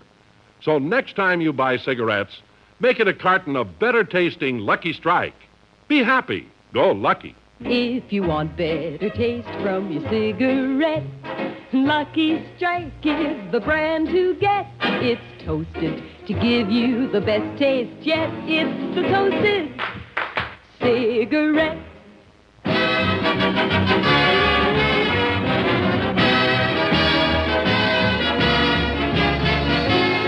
The Lucky Strike program starring Jack Benny with Mary Livingston Rochester, Dennis Day, Bob Crosby, and yours truly, Don Wilson.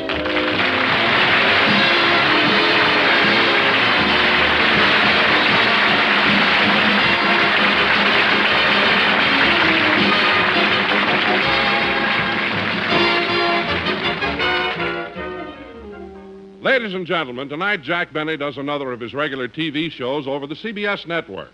But this is the Halloween season, and Halloween is synonymous with fun, whether you live in Beverly Hills, Brooklyn, Sioux City, or Portland. So let's go back to last year, the day after Halloween, and see what went on in the Jack Benny household. Oh, Rochester, has Don Wilson come over yet? Yes, sir. He's waiting for you in the den. Good. No, I also called Dennis and told him to be over. Is he here? No, sir. He phoned and said he'd be a little late. That's funny. Dennis is always on time. I wonder what delayed him. He said that last night was Halloween and some kids took the wheels off his bicycle. Well, why didn't he take the Sunset Bus? They took the wheels off of that, too.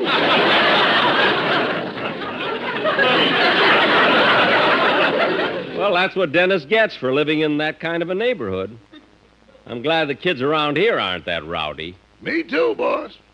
By the way, Rochester, go out and take the bathtub off the front porch and put it back in the house again. Well, what are you waiting for? Take the bathtub off the front porch. Okay, but there ain't much gas in the car. Gas in the car? What's that got to do with it? The front porch is in Pasadena.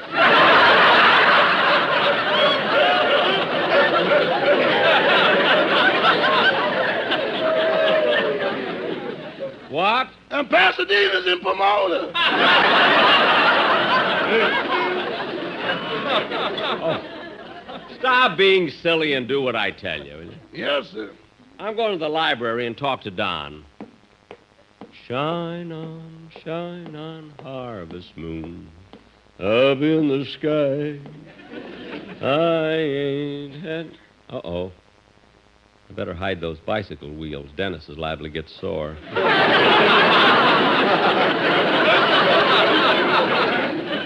I'll put them in the closet. I ain't had no lovin' since January, February, June, or July. La, la, The other months weren't so good either.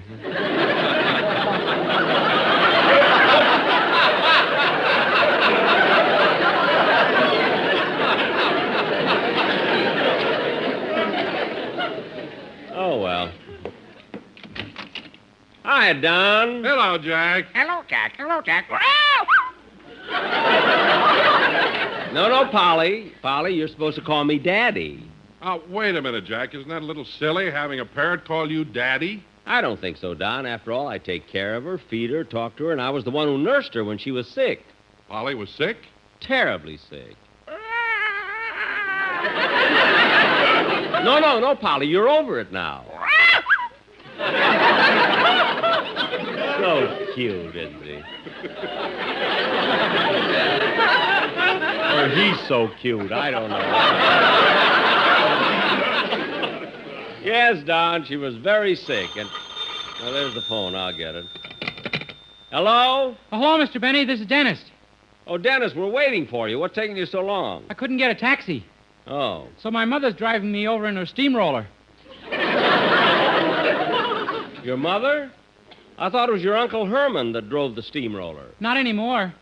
Why, what happened? Well, yesterday something was wrong with the front roller, so he got out to take a look at it, and some kids played the meanest Halloween trick.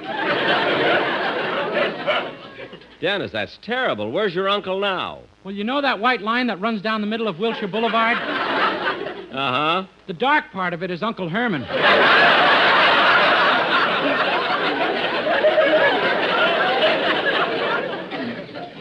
Now, Dennis, will you stop making up things like that? Your uncle passed here this morning. Didn't he look thin?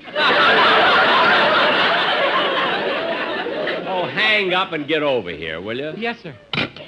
What a kid. He gets sillier every day. I remember once he called me up.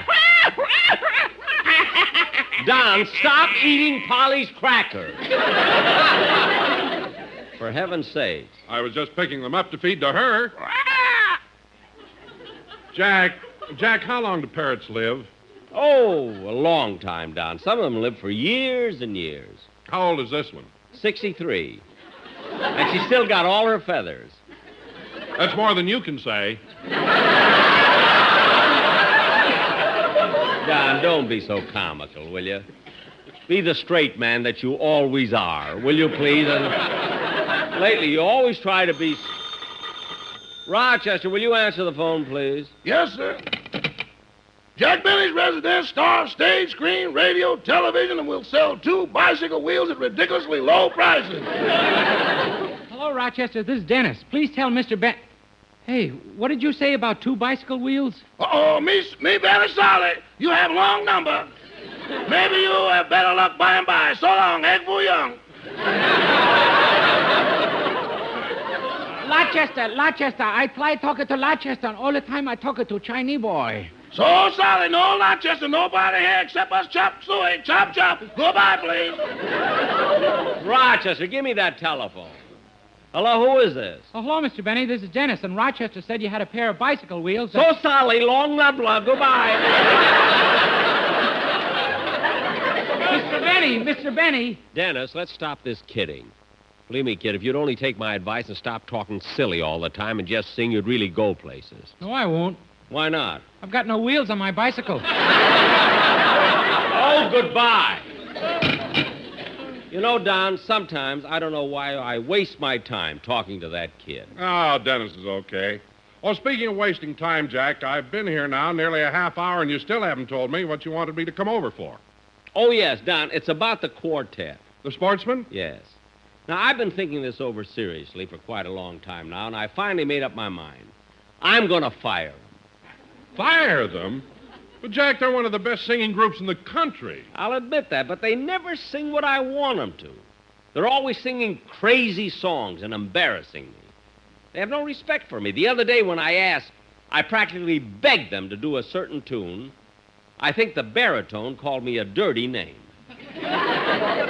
You think? Yes. Who knows what means?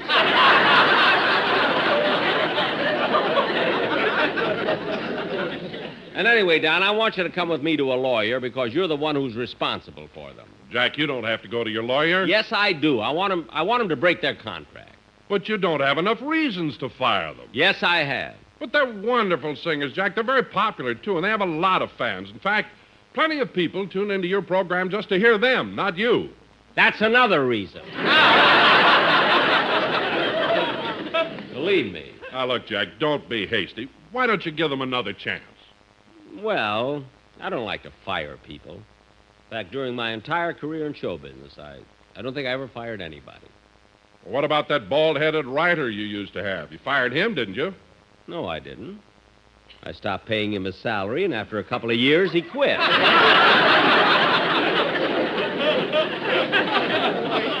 That's all that happened.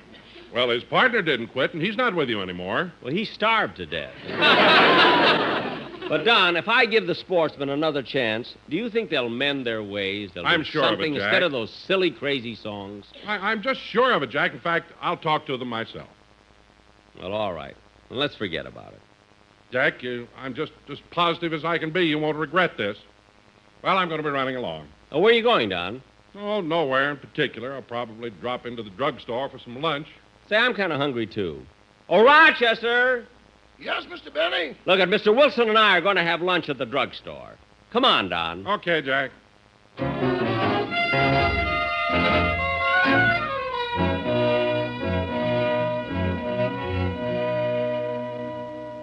Well, Jack, here's the drugstore. Yeah, this is a good place to eat. Come on, let's go in.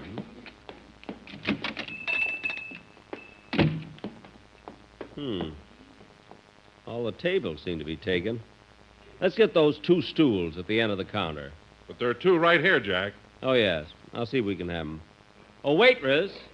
Waitress. What do you want, Mac?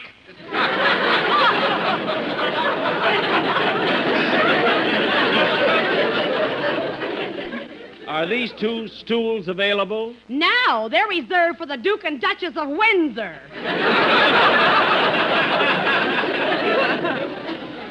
Come on, Don. Let's sit down. What do you want to eat?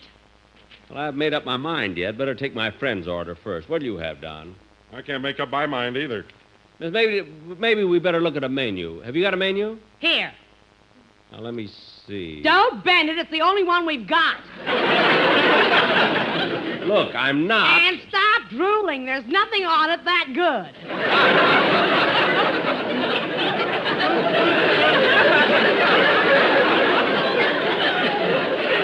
Look, miss, all I want is a chicken sandwich. I'll have the same. Okay, I'll be back with a grub in a minute. You know, Jack, I just can't understand how a girl like her can hold a job here. Now, wait a minute, Don. Don't be too hard on her. You know, she's had a tough time of it. Do you know that she used to be a big star on Broadway? Really? Yep. For 3 years, she played the title role in The Voice of the Turtle. Notice the way her head keeps coming in and out all the time.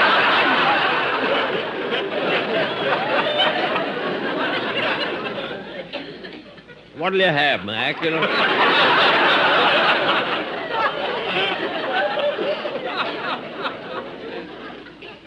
Say, Don. Oh, excuse me a minute, Jack. Excuse me. The sportsmen are sitting over there. The quartet? Where? Yeah, over there in the corner. I want to talk to them a minute. Well, remember, Don, will you give them a warning about what I said? I'll talk to them about it. Good do. It'd drive me nuts. Shine on, harvest moon up in the sky. Hey, Mac. You want milk to drink with your sandwich, don't you? Yeah, how'd you know? Our coffee would knock you right off that stool.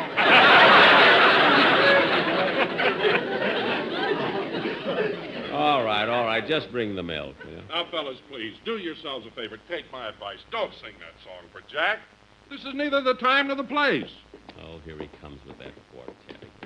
Now, look, fellas, I'm telling you, for your own good. What's the matter now, Don? They want to sing a new number for you. Here in the drugstore? I should say not. It'll be embarrassing. I told you, fellas. You see, Don, they won't listen to anybody. That's why I want to fire them. But, Jack, they claim that this is a very beautiful song. I don't care how beautiful Boys, it is. he's mad at you anyway. Now, you better not do a thing. Don, will you boys, keep them? hold it. Don, will hold you keep it, them boys. from singing? Hey, Nonny, ding, dong, See, Don, this is why I want to fire them. Tara, shaboom. Shaboom. Badu, badu. Life could be a dream, shaboom. Shaboom? If I could take you What does that up mean, in Don? paradise Shaboom. above. Shaboom. Shaboom. If you would tell me I'm the only one that you love, life could be a dream, sweetheart. What happened to Shaboom? Hello again, shaboom. Oh, life could be a dream, shaboom. Shaboom. If only all my precious I'd like plans to know would what come shaboom true. is. Shaboom. If you would let me spend my whole life loving you, life could be a dream. Shaboom. Sweetheart. Sweetheart? Don, you got to do something about these guys. Something is on my mind. If you do what I want you to do, baby, we'll be so fine. Right here in the drugstore. Life could be a It's dream. so embarrassing. I gotta If fight. I could take you up to paradise up above. Shaboom. If you would tell me I'm the only one you love. Life could be a dream, sweetheart, sweetheart. Shaboom, da boom, da boom, da boom, shaboom, sweetheart. The only thing I understand is sweetheart now. Now look at us. Fellas, we're in the drugstore. Pop on a lucky and you will agree. Shaboom, boom, boom, shaboom, Mr. B. Shaboom. Lucky Strikes are made of light and fine tobacco. You'll get better taste than Lucky Strikes with that. Yeah, Lucky Strikes are toasted. Fellas, a better please. taste than cigarettes. Fellas, everybody's looking at us in the drugstore. Better taste, shaboom, shaboom. Fellas, we're in the drug. Don, I told you. Shaboom, shaboom. Fellas, we're at the drugstore. People are not eating. Wait a minute. Boys, wait a minute. Wait a minute. Wait a minute.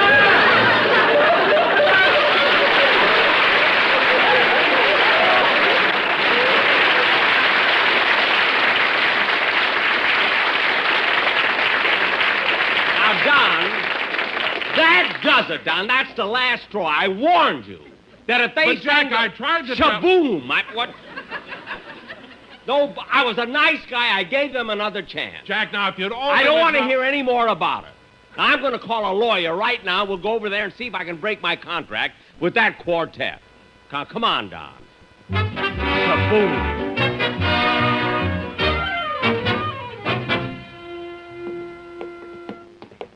Silliest thing I've ever heard in my life. Is this the lawyer's office, Jack? Yeah, Joseph S. Kearns, attorney at law. Let's go in. Pardon me, miss. I'd like to see Mr. Kearns. Do you have an apartment?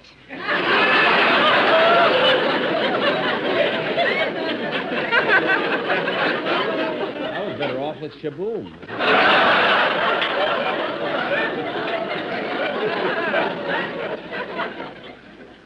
Well, What? What did you say? Do you have an apartment? Yes, I have an appointment. What? I said I have an appointment. What?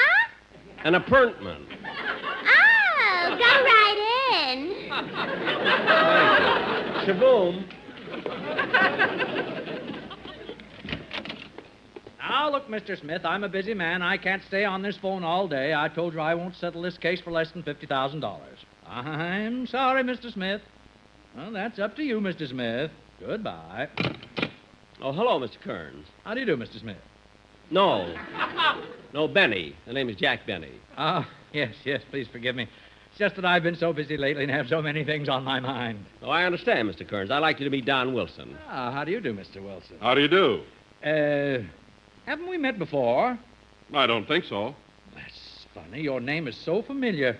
Keeps running through my mind. Smith.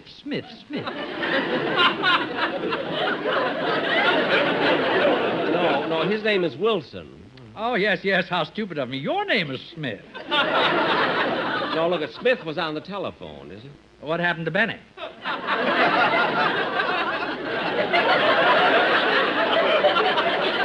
You know, Shaboom wasn't bad.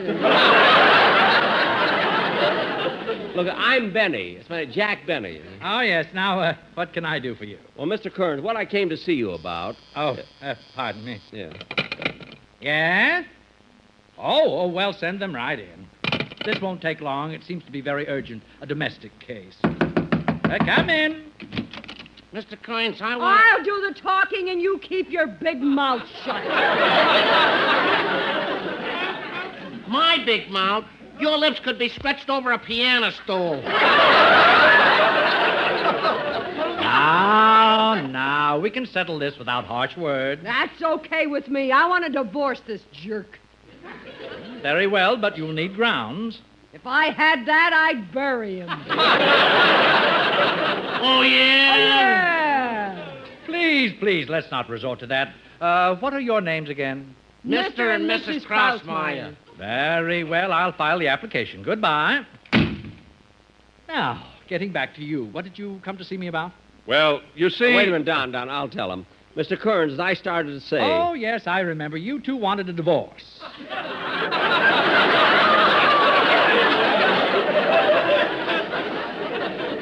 No, that's Krausmeyer. Oh, of course. I had you confused with Mr. and Mrs. Wilson, who just left. But I'm Mr. Wilson. Oh, yes, then you're Mr. Krausmeyer. No, I'm Smith. I mean Benny. I'm Benny. Oh, yes, Benny Wilson.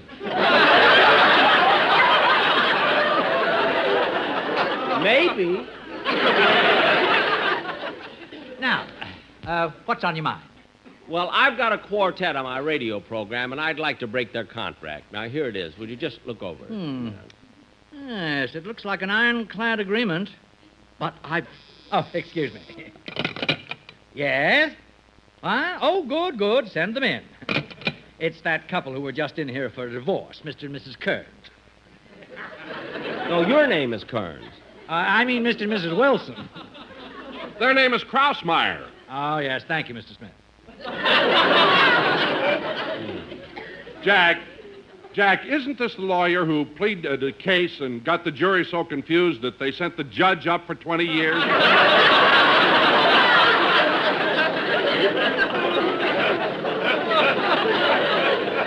Oh, so you read about it, huh?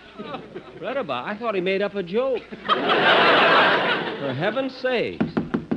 Come in. Come, doll face, carry me over the threshold. No, lover, you carry me. You're stronger. Okay. Upsy-daisy. Oops, not so high. I'll get a nosebleed.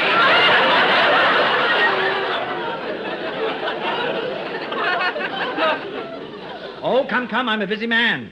Are you sure your minds are made up? Yeah, me and Porfirio don't want a divorce.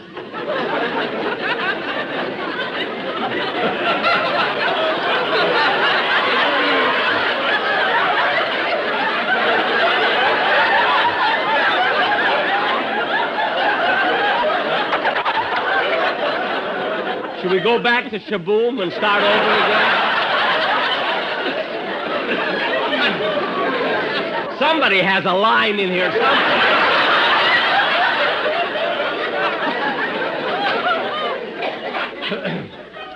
Fine.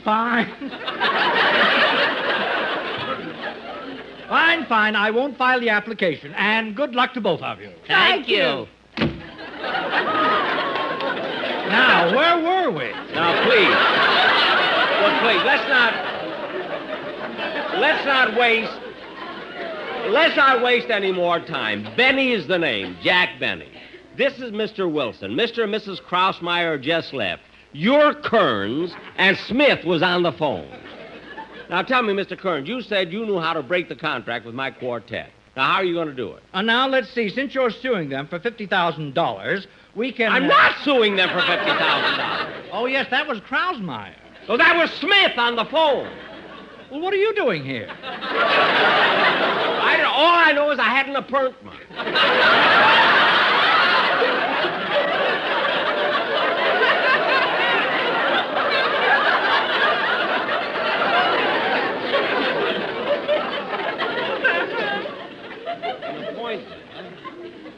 Oh, yes, you came in here about a quartet. I remember now. You came in with this man here, Mr. Eagle Bottom.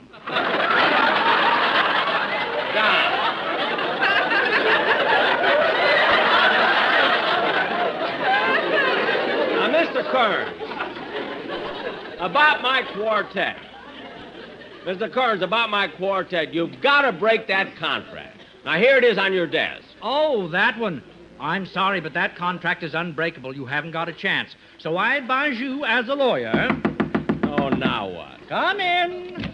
I'm going to divorce you if it's the last thing I do, you spongehead. That's gratitude for you. After we left here, I carried you all the way down the hall so you wouldn't tire your big flat feet. Well, you didn't have to drop me down that laundry chute.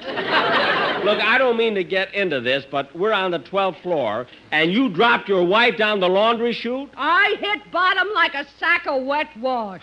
With your shape, how else could you hit? Mr. Kearns? I've got the applications right here. Good. We'll see you in court. Goodbye. Gee, it's a shame. They're such a nice couple. Oh, I wouldn't worry about them. This has been going on for 20 years.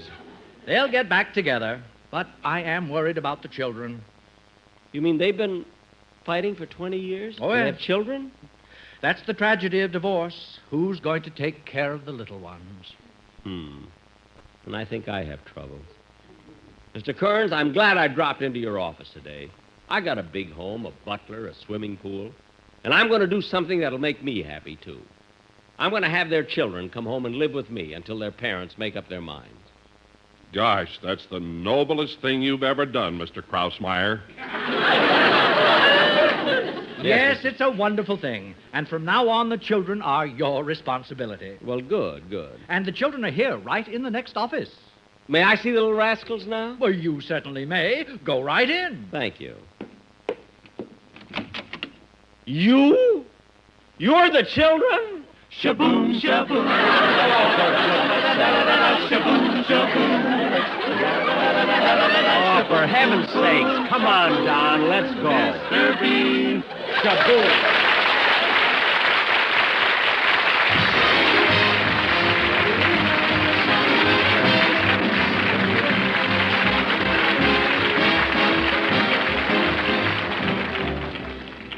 Jack will be back in a minute to tell you about his television program, which goes on immediately after this show.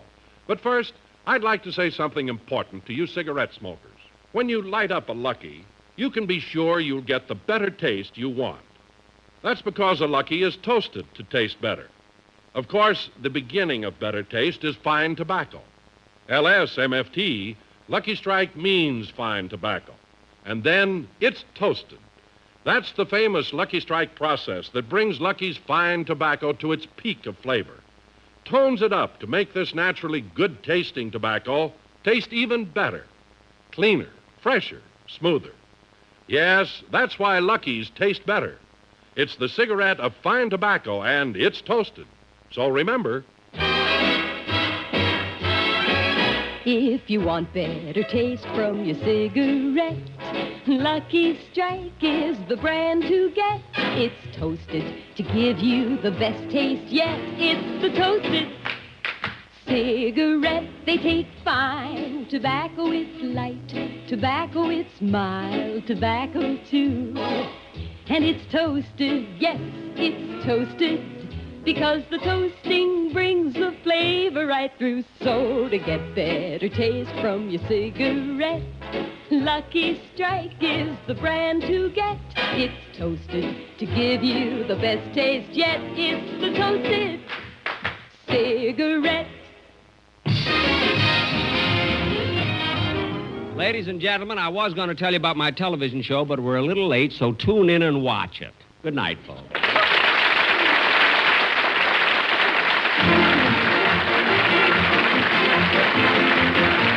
The Jack Benny Show tonight was written by Milt Josephsberg, John Tackerberry, Hal Goldman, Al Gordon, and produced and transcribed by Hilliard Marks.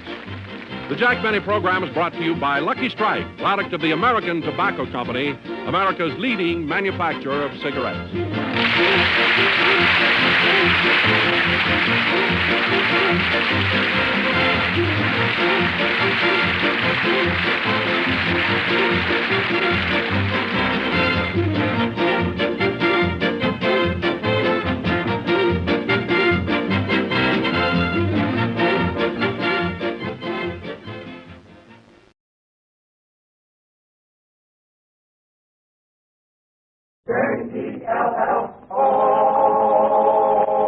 The Jell-O program, coming to you from Camp Hahn, California, brought to you by Jell-O and Jell-O Pudding, starring Jack Benny, with Mary Livingston, Phil Harris, Dennis Day, Rochester, and yours truly, Don Wilson.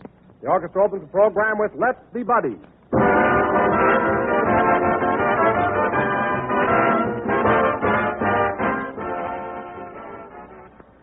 Today, friends, Jell-O gives you more flavor, more real rich enjoyment than ever before.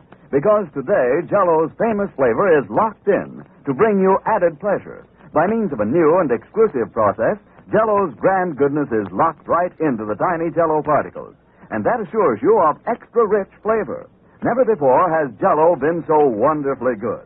Never before has its bright, scintillating color looked more beautiful. Never has its tangy, intriguing flavor tasted more delicious. For here's flavor that makes you think of the real, juicy, ripe fruit itself. Flavor that's better than ever, now that it's locked in. You can prove that it's locked in with your very next package of Jell-O. Simply open the package. Notice that there's no telltale aroma, no sign of escaping fragrance and flavor. Then dissolve the tiny Jell-O particles. And notice how Jell-O's captive goodness comes pouring out in a rush of richness. Get Jell-O tomorrow. You'll find extra delight in Jell-O's grand, locked-in flavor.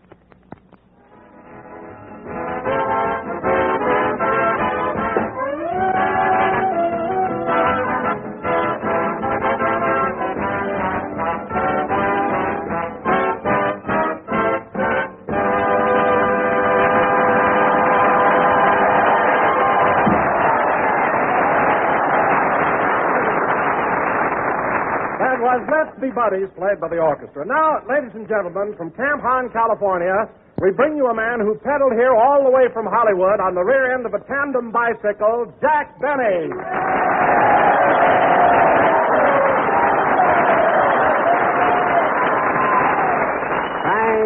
Thank you. Hello again. This is Jack Benny talking.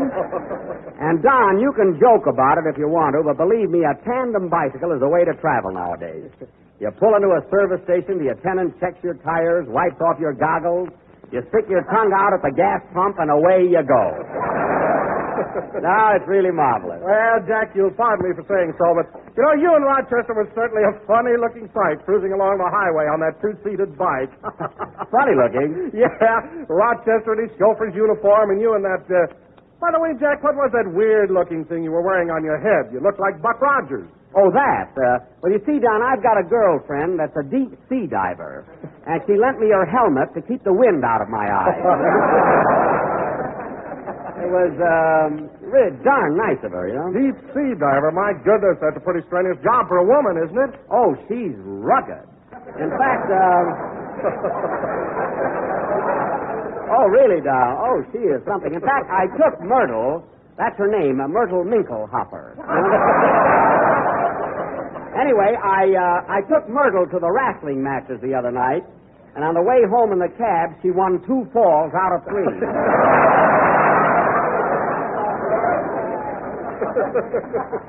She's got shoulders like Victor Mature. Well, if it isn't the Jello Oomph girl. Hello, Mary. Hello, Jack. Hiya, fellas. Whistle at me like you did outside.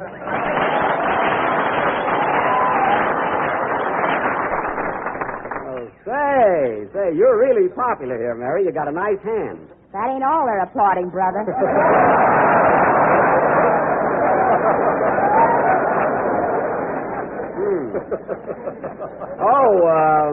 Yes. Your figure is more alluring than the average top sergeant. Yes, indeedy. Oh, say, Mary, I tried to reach you on the phone early this morning. I was going to give you a lift here to Camp Hahn. I wish you had, Don. I drove in with Phil and the orchestra. They chartered a bus. Oh, the orchestra boys took a bus, eh? Yeah, 18 wolves on a Greyhound.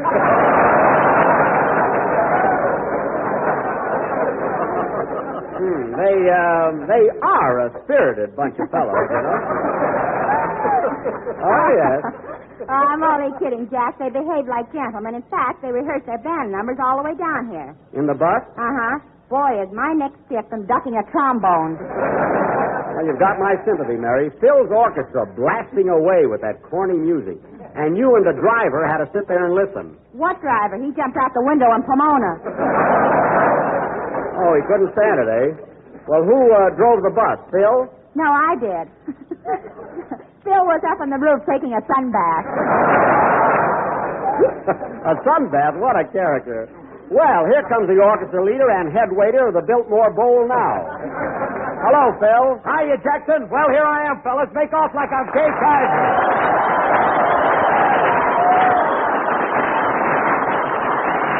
Make. Thank you, boys. Thank you, and hi, y'all. Hey, that was some reception, eh, Jackson? Kaiser. What? I said that was a tremendous reception, huh? Yeah, they sure love Kay Kaiser here, I'll say that. But I'll say one thing, Phil. You look good today. Your face is nice and tan. You like it? On my way home, I'm going to do my back.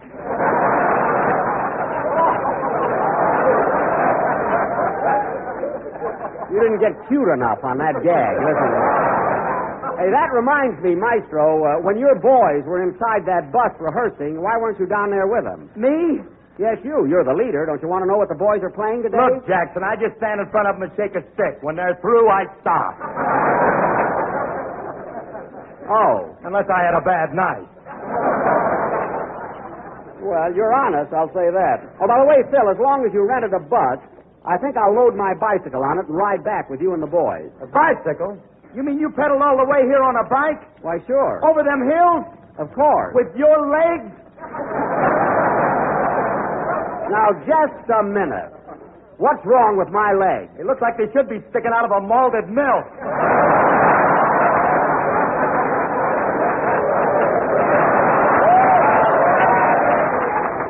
Why, what are you talking about?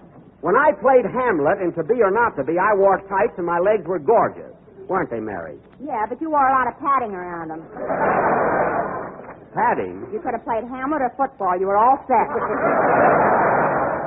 Oh, you're like all the girls in Hollywood, Mary. You're jealous because I happen to have attractive limbs. I've seen better-looking limbs on a crabapple tree.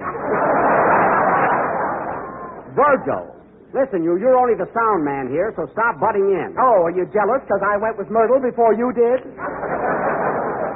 Oh, and any time you want, you can have her back. Anyway, Phil, on the way back to town, I'm loading my bike on your bus. Say, Mr. Benny, on the way home, can I ride in Oh, hello, Dennis. Hello.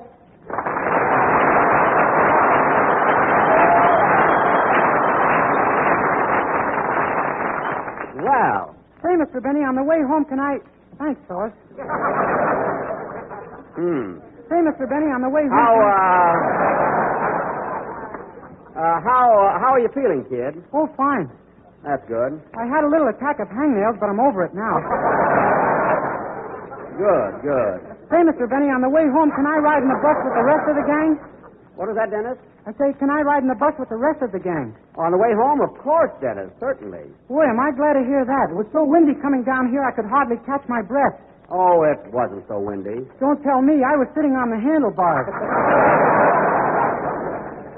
Well, what of it? You had a nice soft cushion under you. Some cushion. Every time Rochester rang the bell, I darn near wiggled off.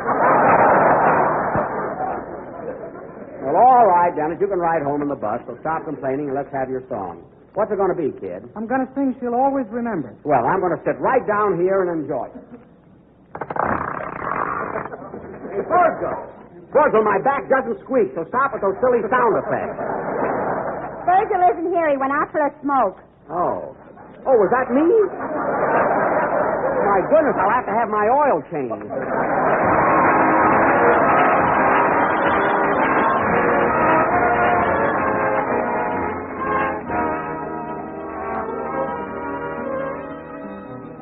She'll always remember the night of your first day. Remember who you scolded you because you came home late. When you said you were no baby, she smiled and just said maybe. She'll always remember, so don't you ever forget.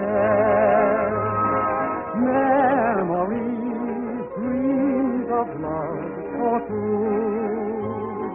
Oh, the sea of memory, I'm drifting back to you.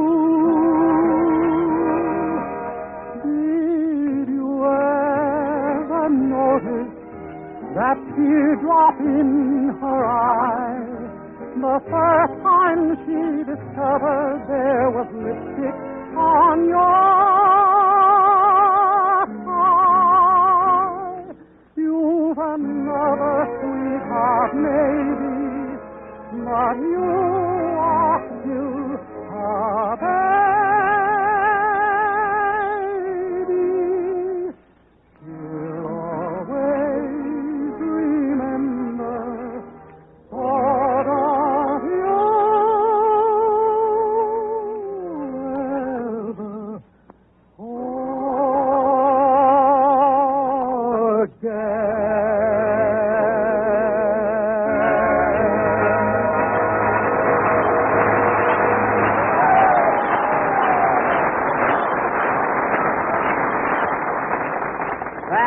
She'll Always Remember, sung by Dennis Day. And, Dennis, you're an excellent voice tonight. You know, that bicycle ride down here with the wind blowing in your lungs did you a lot of good. And I'll last longer, too. Last longer? Yeah, I read in the paper where you're supposed to keep plenty of air in you for the duration. Dennis, that's for tires, not human beings. What a kid. And now, ladies and gentlemen, as I announced last week, for our feature attraction this evening... Here we are at Old Tampon in the state of California. Wait a minute, Mary. Wait a minute. We don't want any of your corny poems tonight. Well, I wrote one, and I'm going to read it. Sorry, Mary. Nothing doing. You let me read my poem, or I'll tell everybody you're hoarding sugar under your toupee. I just put a couple of lumps under there to give me a wave. That's all. All right, Mary, if it'll make you happy, go ahead. What's the title of your little epic? I'm wacky over Kathy. Okay, go ahead. Here we are at Old Camp Horn in the state of California. And the guys here are so handsome. Heidi-ho and Ochicharnia. So far, nothing. Go ahead, Mary. I met a boy right after lunch. He got me away from the rest of the bunch. He kissed me, then ran like a deer. If he comes back, I'll buy him a beer. Still nothing. Go ahead, Mary. When he grabbed me, I near froze, but his aim was bad and he kissed my nose. Oh, he kissed your nose, huh? However, boys, I'm not complaining. He'd only had his basic training.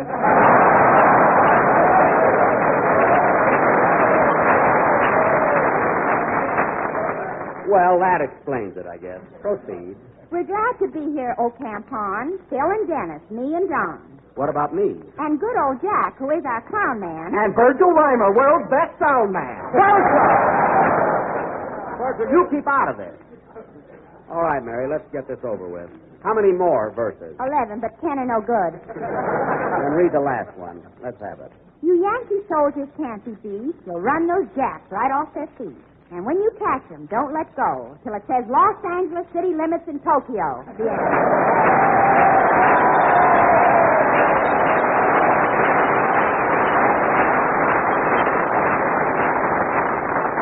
Very good. That was a swell poem, Mary. And now, ladies and gentlemen, as I announced last week, our feature attraction this evening will be a new type of quiz show called Try and Get It, in which... See, they know me. In which I, Jack Benny, will personally give away $24 to each of 5 lucky people. A total of $120. Jackson, you're drunk. I am not. In fact, I have right here in my wallet $120 in $1 bills. Here they are. Well, I'll be darned. They're those old big ones. They're legal tender. That's all that matters. Could I see one of those bills, Mr. Benny? They went out before I was born. Just the same as the paper money now, Dennis, only bigger. Now, Virgil, I want you to take these bills and put them in the cash register. Okay. Well, let go of them.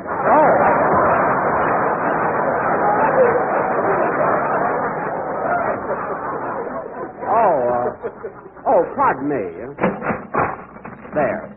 And now, folks, this novel quiz program will go on immediately after... Pardon me, I'll take it. Hello? Oh, Mr. Benny, this is Rochester.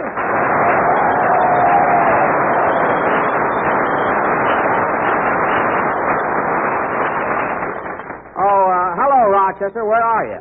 I went over to that garage in Riverside to put air in the bicycle tires like you told me to.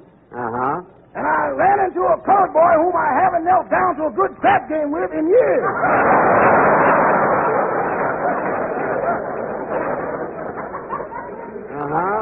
Rochester, what are you driving at?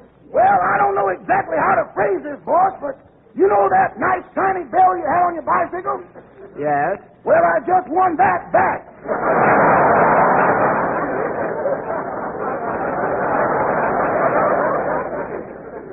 What? The rest of the bike is in escrow.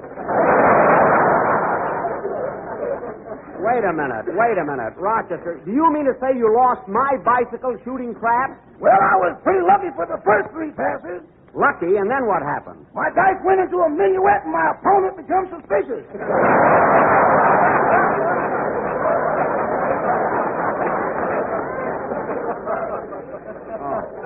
Well, I don't care what happened. I want you to go to that garage and tell your friend to give you back my bicycle. Without paying for it? Yes, without paying for it. Just grab it. Now, wait a minute, boss. That boy's got a razor that does everything but run out and get the mail.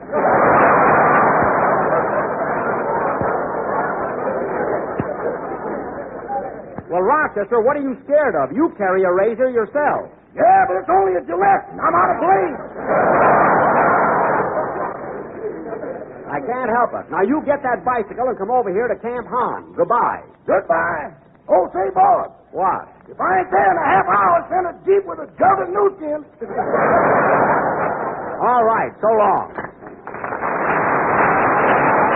Rochester has got to stop jamming. All right, Phil, let's have your band number. Tell you something. I'm going to sit down and think up some questions for this quiz. I'll be right back.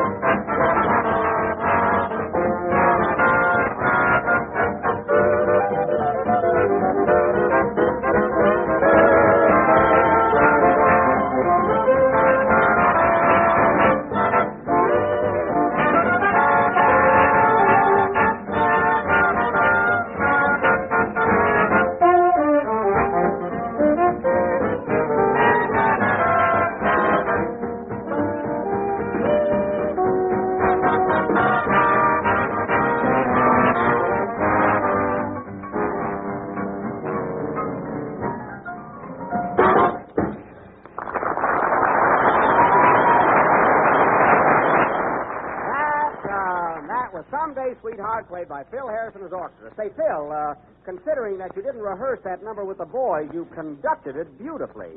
But how did you know when to stop? I saw my piano player taking the cotton out of his ears. Oh, I see. However, Phil, if you, come in? Yes? Got a telegram here from Mr. Jack Benny.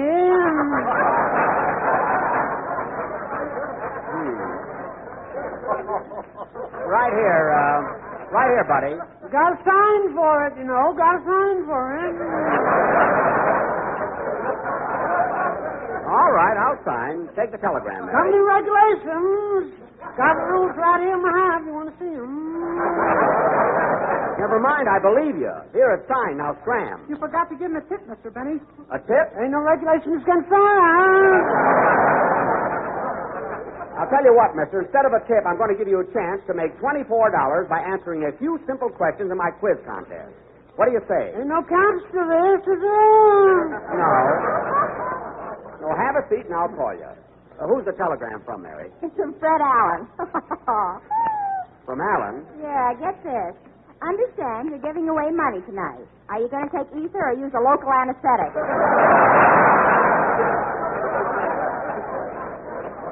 Oh, that guy is so funny.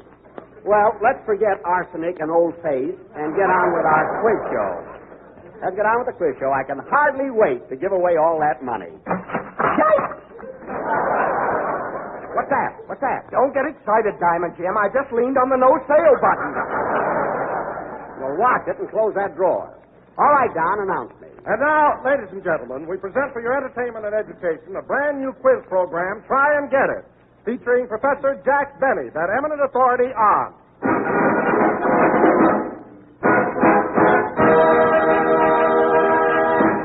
Good evening, you lucky people. Now, before we start, folks, I'd like to explain the rules of the simple yet tantalizing contest. Now, each of you participants will be asked 3 questions and will receive $24 if you answer them correctly. If, meaning you ain't got a chance. Mary. Well, shall we get on with our mental taffy pool? Let's.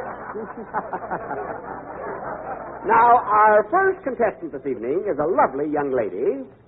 What is your name, miss? Myrtle Minkelhofer, and I'm a deep sea diver.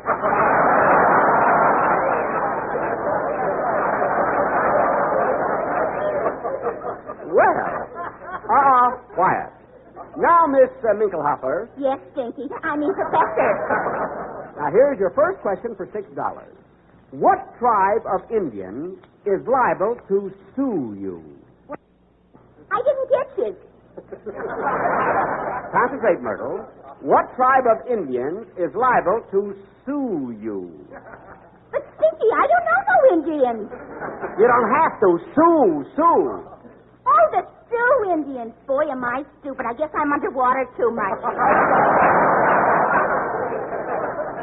No, you're just a little nervous. Now, would you like to try for the $12 question?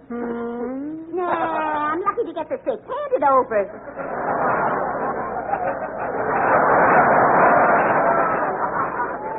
But Myrtle. Give me that $6 around. All right. Put your fist down. Please. Well, there goes $6. The next time she takes a dive, I'm going to cut her airline. Now, our next contestant, ladies and gentlemen, is Mr. Phil Harris. Tell me, Mr. Harris, what is your occupation? I'm a sunbather. Well, you ought to try water sometime. Now, Mr. Harris, here is your first question. What great explorer was Columbus, Ohio, named after? Christopher J. Columbus. The J, I'm not sure of. But you won $6. Okay, I'll take a shot at the 12. Good. Then tell us, Mr. Harris, what great president was Lincoln, Nebraska, named after? Abraham, Nebraska.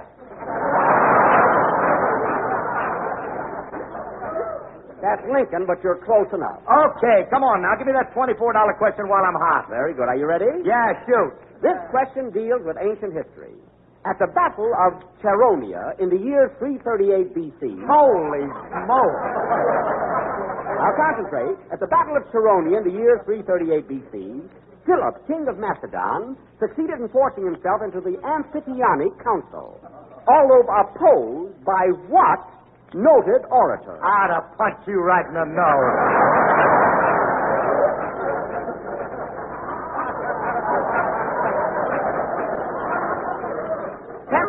Temper. Sit down, Mr. Harris, or I'll have Myrtle knock you down.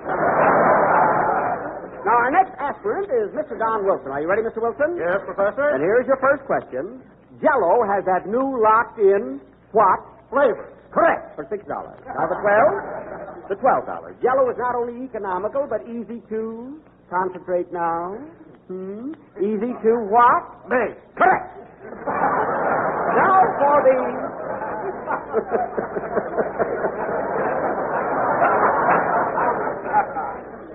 I mustn't let him win. Now for the $24 question. How do you spell Jell-O? Capital J-E-L-L-O. Wrong. You left out the hyphen. What? I'm sorry. Sit down. I'm sorry. Sit down. Now, our next contestant is Mr. What's your name, buddy? Percy Kilbride, and I'm a messenger boy also. I see. Now, Mr. Kilbride, here's your first question for $6. Who invented the steam engine? Well, let's see. Gotta think it out, you know. Gotta think it out. Take your time. Now, tell us, who invented the... Sorry, time's up.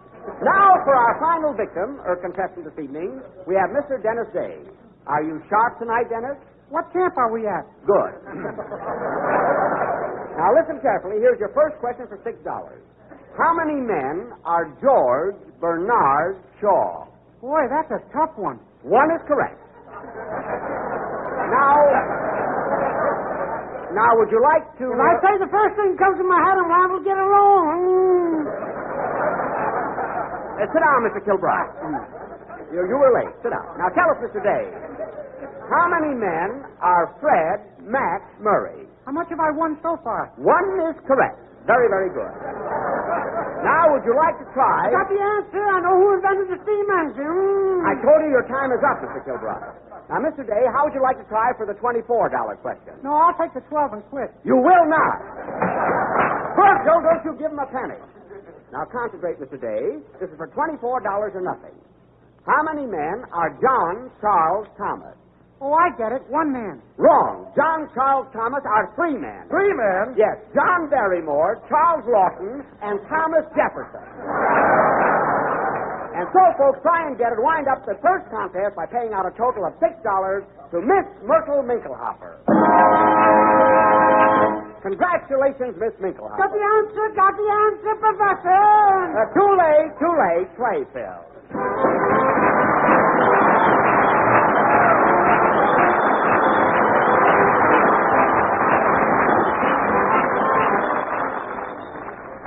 Prepare to be praised, friends, when you serve this dessert, because it's something mighty grand. Its name, raspberry cheese dessert, and a more delightful treat you've just never tasted. You'll find it's easy to make, too. It's just as simple as can be, and here's how you do it.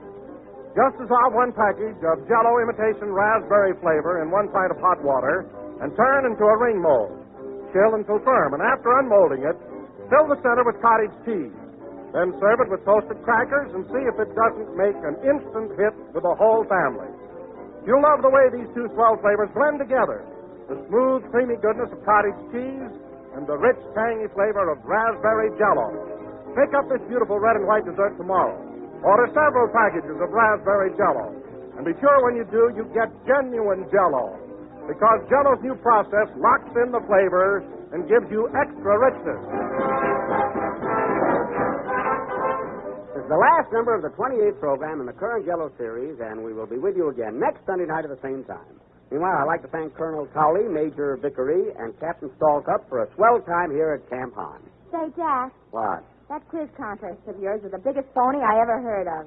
What do you mean, phony? I paid Myrtle $6, didn't I? Why don't you give her 4 more so she can have her face lifted? Oh, don't be so catty. Good night, folks.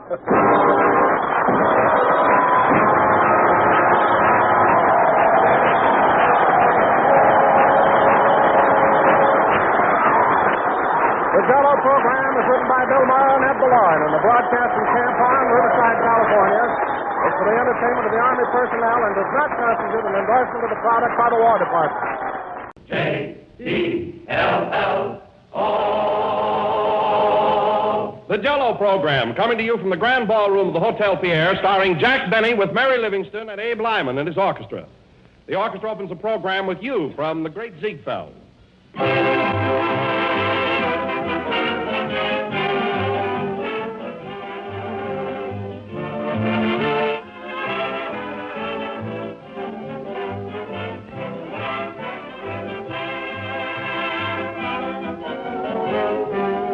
They say that time is money, and if you want to save both time and money, serve Jell-O for dessert.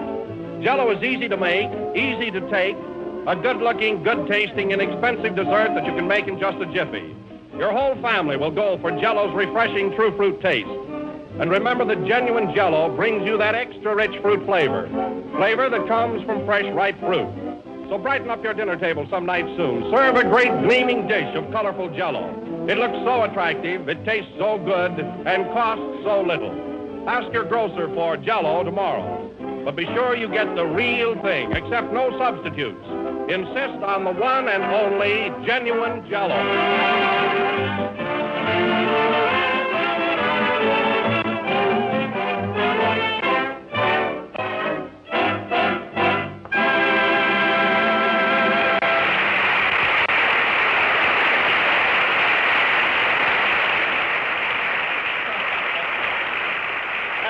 Ladies and gentlemen, we bring you a fellow who is a big man in Hollywood, a giant in Waukegan, but just another actor in New York, Jack Benny.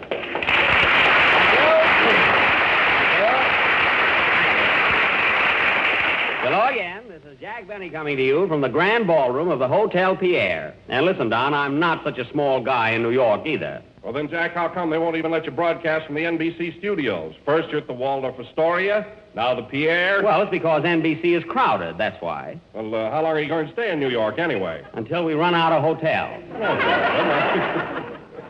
I've been hanging around so many ballrooms, I feel like a chandelier. Of course, there's a certain amount of class and prestige broadcasting from a place like this. Come in. Mr. Benny? Yes. On behalf of the management of the Hotel Pierre, I bid you welcome and trust that the broadcasting facilities here are satisfactory. They certainly are. Now, if there's anything I can do for you, don't hesitate to call upon me. Well, thank you. Is there anything I can do for you? Yes, don't mingle with the guests.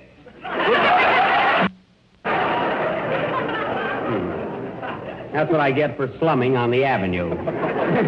Anyway, Don, it's still a distinction to be able to do our program from here. Not every entertainer would be granted that privilege, particularly one that I know of. Mm-hmm. And who's that, Jack? Well, I don't want to mention any names, but I don't see how Harry Von Zell can laugh at him every Wednesday night.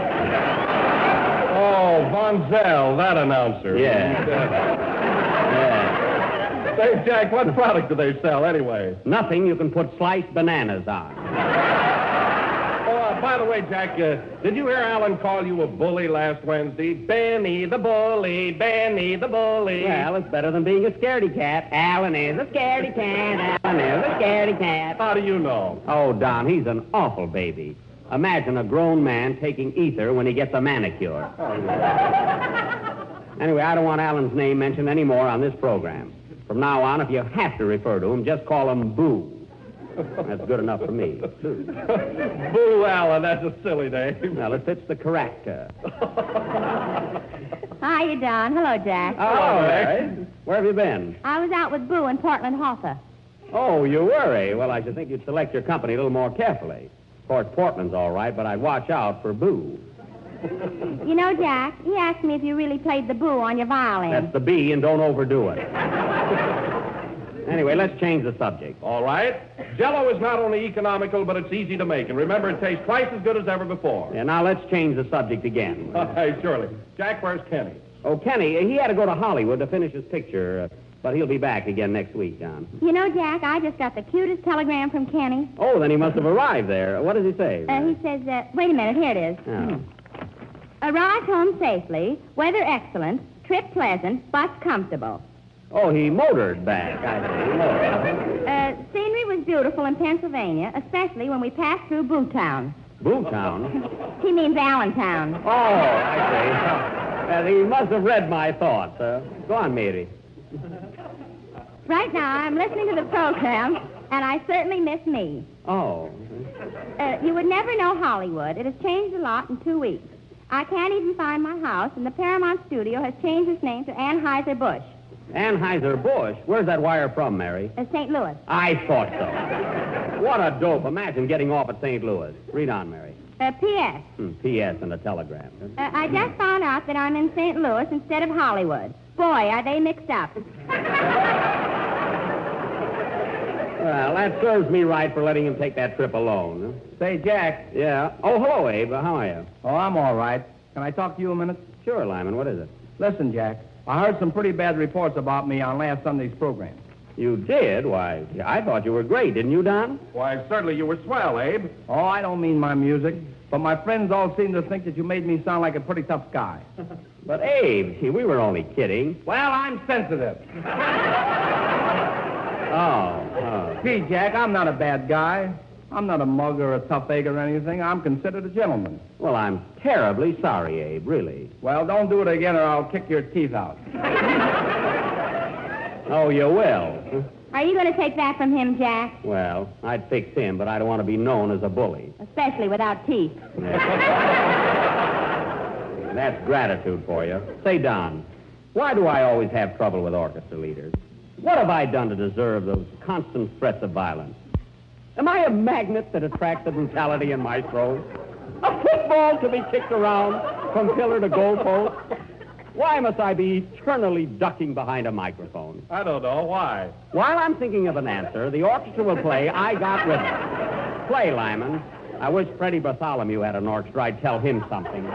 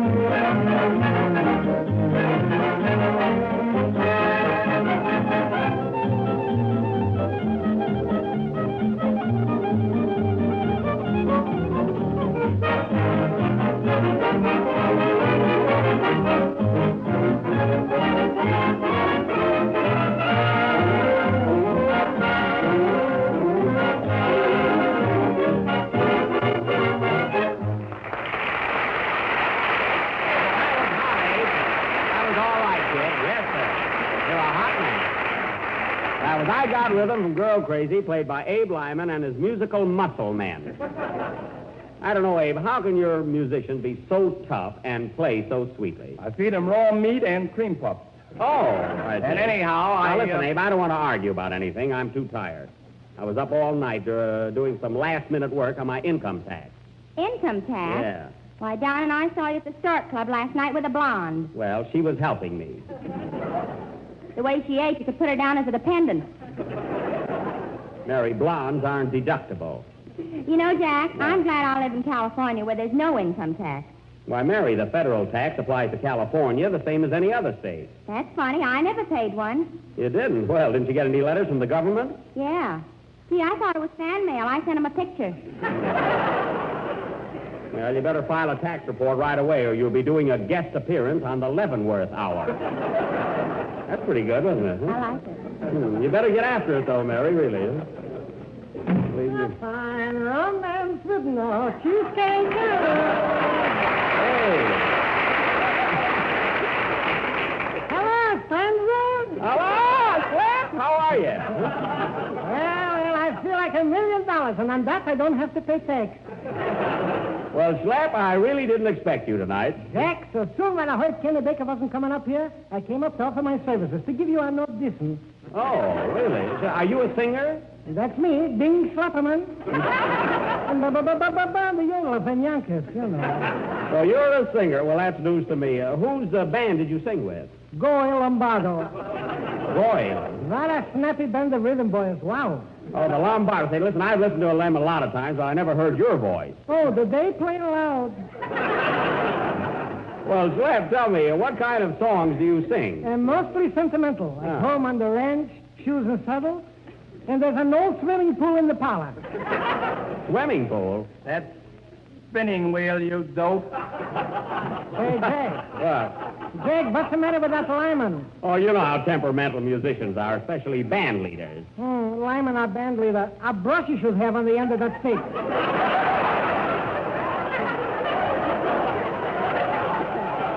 Slap, you said it. Pipe down, Slapperman.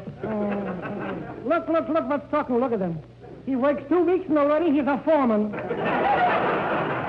Don't worry about him. Well, Slapperman, it was very nice of you to offer your services, but I've already asked Mary to sing a number. Oh, I don't want to sing tonight. Oh, come on, Mary. I'll tell you what. If you'll sing a chorus, I will, too. You're not offended, are you, Slap? Why, certainly not. I'm sorry you made the trip for nothing. Who made it for nothing? I sold 9 suits in the lobby. A fine romance with patch, pockets and a sweet. Sit down, Slap. Mary's going to sing. Come on, Mary. Would you folks like to hear? No kidding. Would you folks like to hear Mary sing? Would you like to hear her sing a song? There you are, you see? Now you'll have to go through with it, Mary. Hit it, Abe.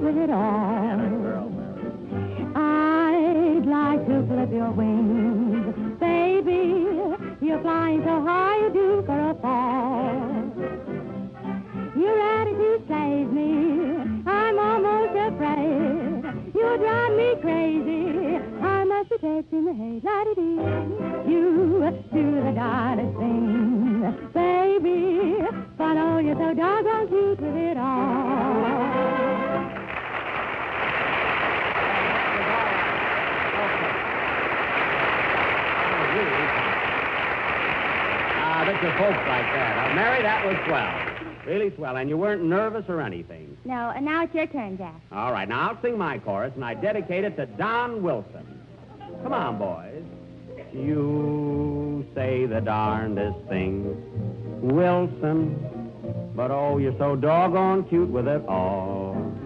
Ha-cha-cha, you're all always out to sell Jell-O in winter, spring, or summer, or fall. Good, isn't it? You always say strawberry. You always say raz. You always say cherry, orange, lemon, and lime. You nearly drive me nuts, Wilson. But oh, you're so doggone cute with it all. What's that noise out there? What is that? What is that? Hey, what's going on in here?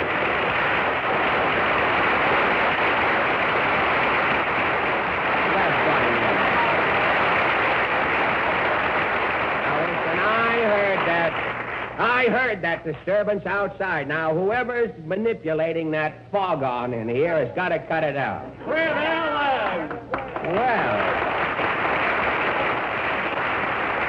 Well, as I live and regret that there are no locks on studio doors. You heard that. If it isn't Boo Allen. Now, listen, Allen, what's the idea of breaking in here in the middle of my singing? Singing? Yes. Now, listen, Benny. I didn't mind it when you scraped that overnight bag 2 weeks ago and called that playing the bee. Yeah. But when you stand here tonight and set that whooping cough to music and call that singing, you're going too far. Oh, you didn't like it, huh? Like it? Why, you make Andy Devine sound like Lawrence Tibbett. Now, look here, Alan. I don't care what you say about my singing or my violin playing on your own program. But when you come up here, be careful. After all, I've got listeners. Keep your family out of this. Now, listen.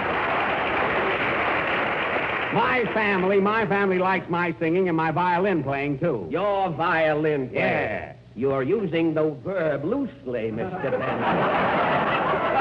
Why, if I was a horse, if I was a pony even, and found out that my tail,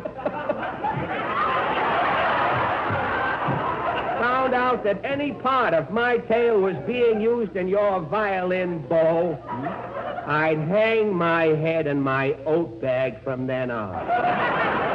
Well, you listen to me, you Wednesday night hawk. Another crack like that, and Town Hall will be looking for a new janitor. Why, you fugitive from a Ripley cartoon? I ought to bend your nose around until if you want to smell anything, you'll have to curb it. You lay a hand on me. You lay a hand on me. Anything we'll say accidentally will be better than the script. Now,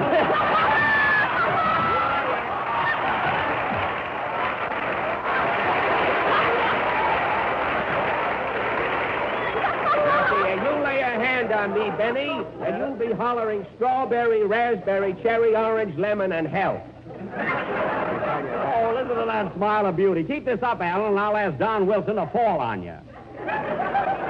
And if Wilson falls on you, you know what that means. Huh? Oh, boy, press ham. That a girl, Mary. That's a honey. Quiet, coward. Coward?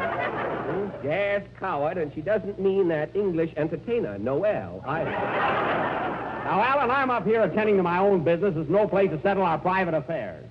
How did you get in here without a pass? I made one at the door, man, on your neck. Oh, I am, eh? Gentlemen, don't fight here, please. Why don't you go over to the Medicine Square Garden? You keep out of this, you little squirt. From now on, your wife will be having both ends of the herring. Well, goodbye, Jackie boy. Take it easy. There goes Schlepperman. I wish you'd follow him out. Listen, cowboy, why didn't you stay out in Hollywood where you don't belong? Because I heard you were coming out there to make a picture, that's why. You ought to do very well, Mr. Allen, now that Boris Karloff is in England. Well, I saw your last picture, Lionel Benny. Yes? Until you made a picture, nobody knew what a lull looked like on celluloid. And maybe you didn't start bank night, but you've certainly kept it going. Oh, yeah? Well, 3 states are waiting for your picture to be released. They're going to use it instead of capital punishment. Wow! for selling them, Jack. Who's that pallbearer? Sick 'em, Lyman. Look what's going to make a picture. Fred Allen, the great... I suppose Gable and Taylor are losing a lot of sleep right now. Not if they're listening to this broadcast. What a witty retort. Where are you going to live in Hollywood, Mr. Allen? At the Ostrich Farm? I may. What are you laughing at, Mary? He'll show those birds how to lay eggs. Mary, that was marvelous. I'm going to kiss you for that. Then I take it back. Oh, you do, huh? Yeah, she'd rather kiss an ostrich, and so would I. Well, Allen, this gone a little too far. I didn't mind a little mudslinging now and then, but when you make those kind of remarks, it means fight where I come from. You mean your blood would boil if you had any? Yeah. And I got just enough to resent that. Mr. Allen, I come from the West. I'm a hard-boiling, two-fisted he-man. And you step out in the hallway.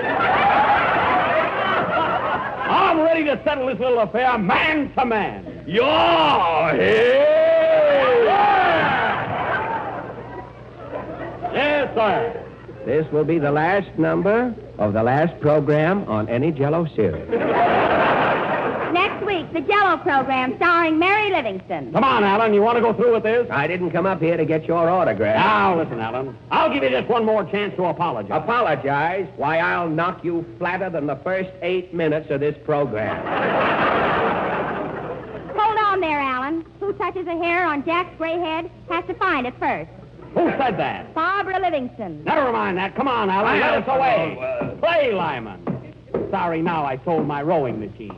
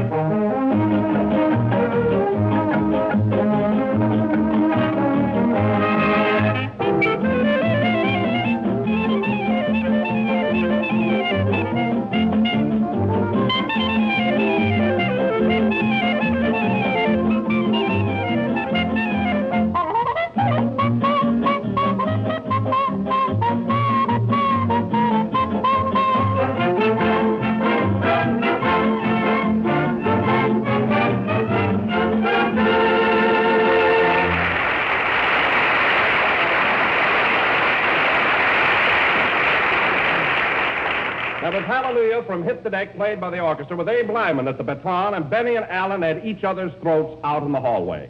And the winner will tell his version on his own program next Wednesday night. Oh, now, I don't know about that. Jack can certainly take care of himself. It's Alan he has to worry about. Gee, I hope nothing's happened to either one of them, especially Jack. Well, they're both pretty husky, although Jack did look just a little bit worried. Oh, Jack doesn't care whether he wins or not. He's got a due bill on a hospital. Here they come now. Gosh, Freddie, those were the days, weren't they? Oh, you're a card, Jackie. Remember that time in Toledo when you walked into the magician's dressing room and stole his pigeons? Do I? Say, they tasted pretty good, didn't they, Fred? The bones I got did, certainly did, yeah. Say, Freddie, you remember the guy in the show with us who used to take in washing on the side? You know, the guy that did our laundry? Say, what's Ben Burney doing now? He's got a band, you know, Ben Burney and all the suds. Say, we didn't make much money in those days, Freddie, but we did get a lot of laughs. We certainly did, until we walked on the stage. Hey, Jack. Yes, Mary. What happened to the fight? What fight? Say, Freddie, remember that time in South Bend, Indiana, when you were going with 40? Hey, no kidding, fellas. What happened to that fight? Why, Don, we were never serious about that. And how did you get that black eye? Oh, this. Well, I was writing a letter. Yes, I accidentally dotted his I, Mary. Now, wait a minute, Freddie. I slapped you more than you did me. Look at your wrist. It's all red. Well, I made you say uncle, unquote, when I pulled your hair. Uncle isn't the word, unquote, but let it go. Say, Fred, here's a package you dropped on your way out to the hall. Oh, yes, that's a box of candy I was going to give Jack. Oh, Freddie. Candy, can I have a piece? Sure, but take the square ones, Mary. The round ones have got cement in them. I see. And by the way, Fred, when you get home with that box of flowers I sent you, it's still ticking. Just put it in water. I will, and thanks for the tip, Jack. Oh, gee, this candy is swell. Have a piece, Jack? Say, this is good chocolate. Wonderful flavor. What's it filled with, Freddie? Ipana. Oh.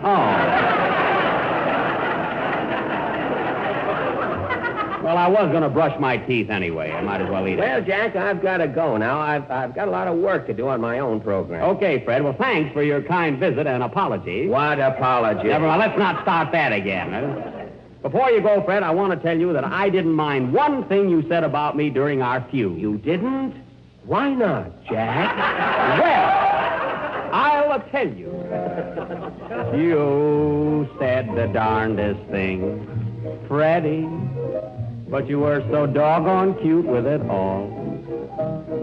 You said the meanest things, you're wacky, riding high, but you're due for a fall. I owe you some words. You said I was bloodless. You said I was tight. You insulted my fiddling. A rootin' tootin' hootin' tootin' ha-cha-cha. We said the darndest thing, palsy, but oh, we were so doggone cute with it all. And now we're friends.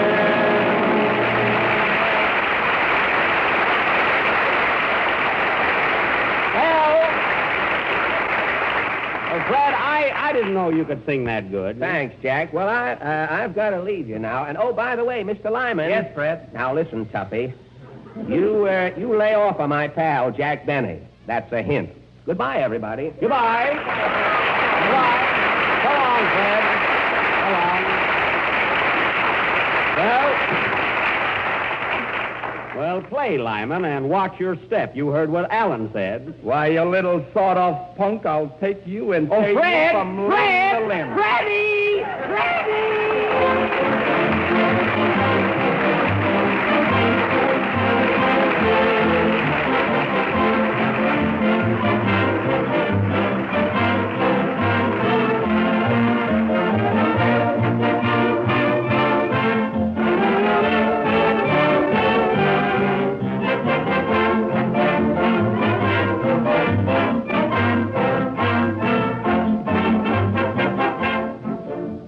St. Patrick's Day is only 3 days away, so you better begin now to get together your shamrocks and Irish colors.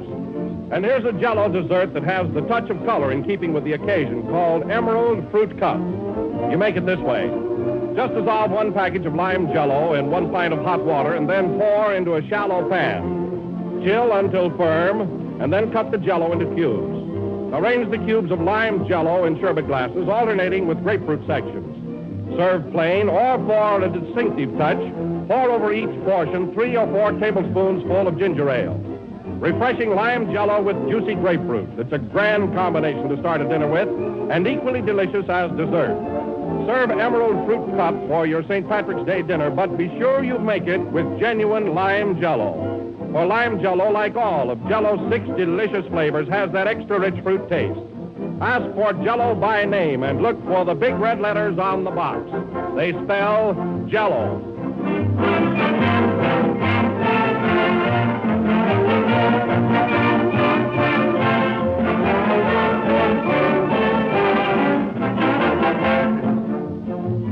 This is the last number of the 24th program in the new Jell-O series, and we'll be with you again next Sunday night broadcasting from New York City.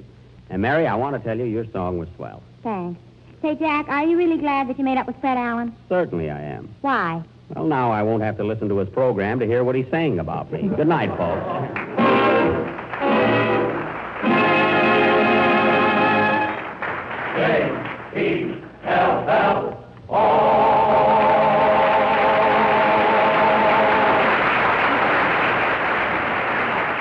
Here's a special announcement for our Canadian listeners. All Jell-O sold in Canada is made in Canada. Select some fine romances from Springtime, written by Jerome Kern. This is the National Broadcasting Company.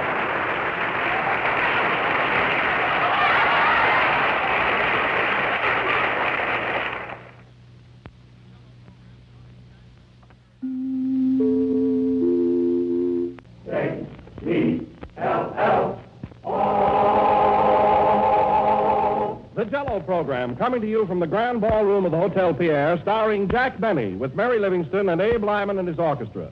The orchestra opens the program with Gee, But You're Swell.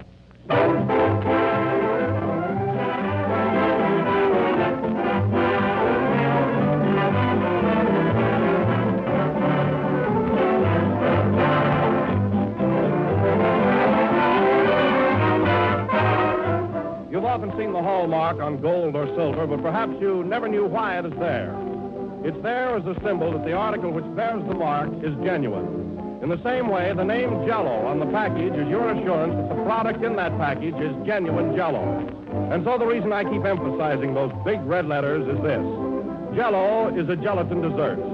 The name Jell-O is a trademark belonging to General Foods. When you see the big red letters on the box, you know you're getting genuine Jell-O made by General Foods. So if you hear any other flavored gelatin dessert referred to as Jell-O, you'll know that is incorrect. For there is only one Jell-O, and only Jell-O brings you that extra rich fruit flavor.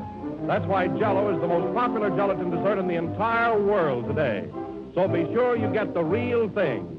Always insist on genuine Jell-O.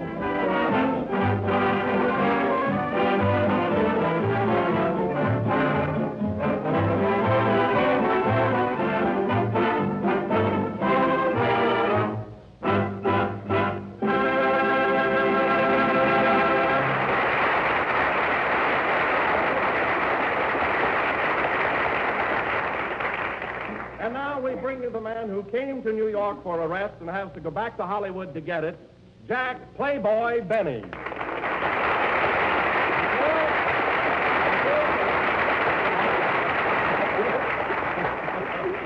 Well, hello again. I got this horn left over from last night, folks, and I want to tell you, Don, you're right about me being a playboy. I'm a regular demon since I've been in New York. Shows and parties and one nightclub after another. Woo! Oh, Jack, stop carrying on so. You know, you're not as bad as you're painting yourself. I'm not, eh? Don, I've been carousing around like a madman. Boy, am I sophisticated.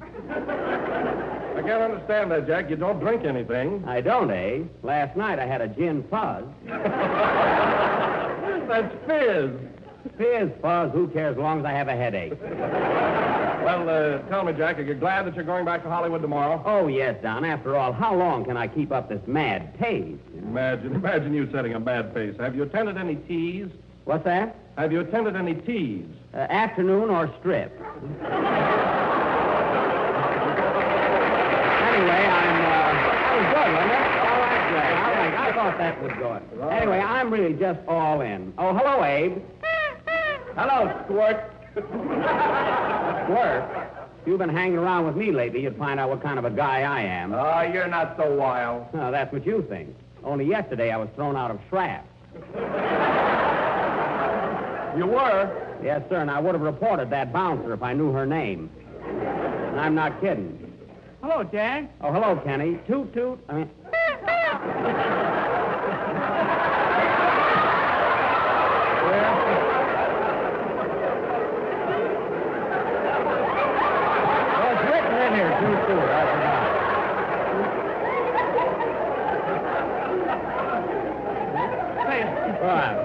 Where'd you get that horn? I wish I knew. Say, Kenny, do you notice anything different about me tonight?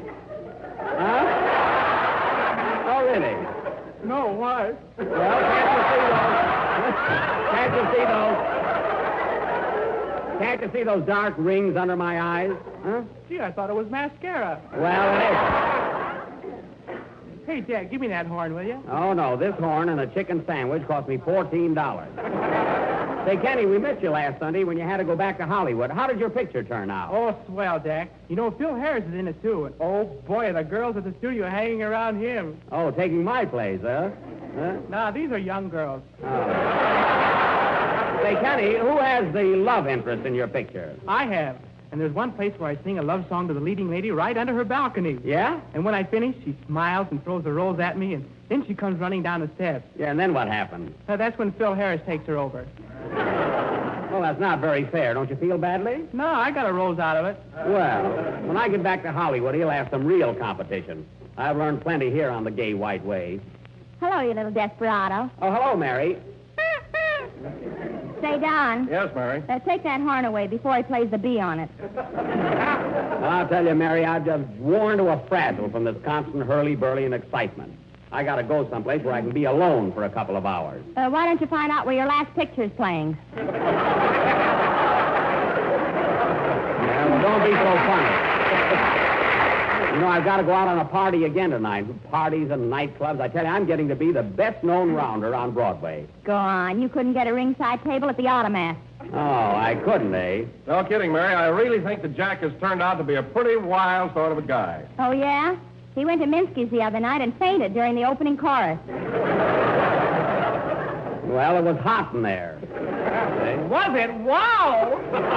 Kenny, now let's drop all this talk. I'm on the ragged edge now. And, hey, play something soothing, will you, so I can sort of pull myself together? Okay. Say, Jack, when you go out tonight, you want to try something that'll pick you right up? Sure, eh? What is it? A striker's cocktail.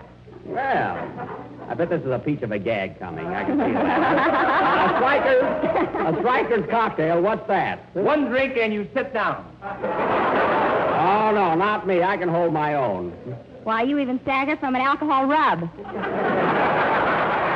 that so? Better be careful, Jack. You keep this up and you'll look as bad as Fred Allen. Now, wait a minute, Lyman. You're talking about my pal.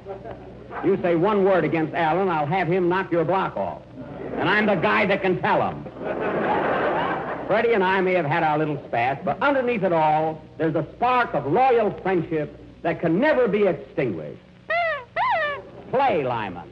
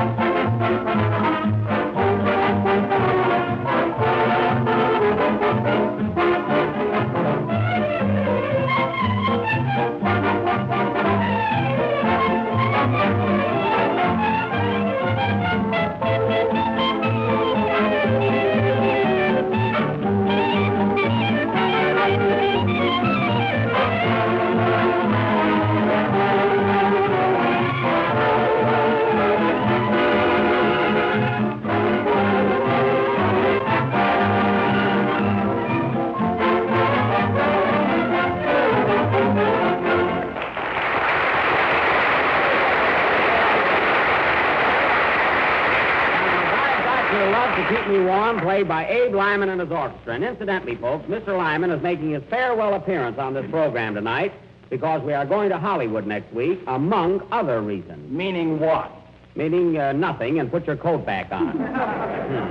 What's the matter, Jack? You afraid? Afraid? Wait till he gets that letter I'm going to send him from California. Hear that, Abe? Jack's going to write you a nasty letter. The laugh's on him. I can't read. You said it, especially music. How was that, Mary? I can sing faster than Lyman. Who can't? Oh. I can't. Well, I don't want to start any brawls up here tonight because it so happens we have a very distinguished guest with us. Oh, Jack. It's not you, Kenny. Ladies and gentlemen, a very dear friend of mine is visiting in New York and has accepted my invitation to attend this broadcast. We grew up together, went to the same school, and he is now the chief executive of my hometown. Ladies and gentlemen, it is a great privilege and a pleasure to present His Honor, Mayor Mansell Talcott of Waukegan, Illinois.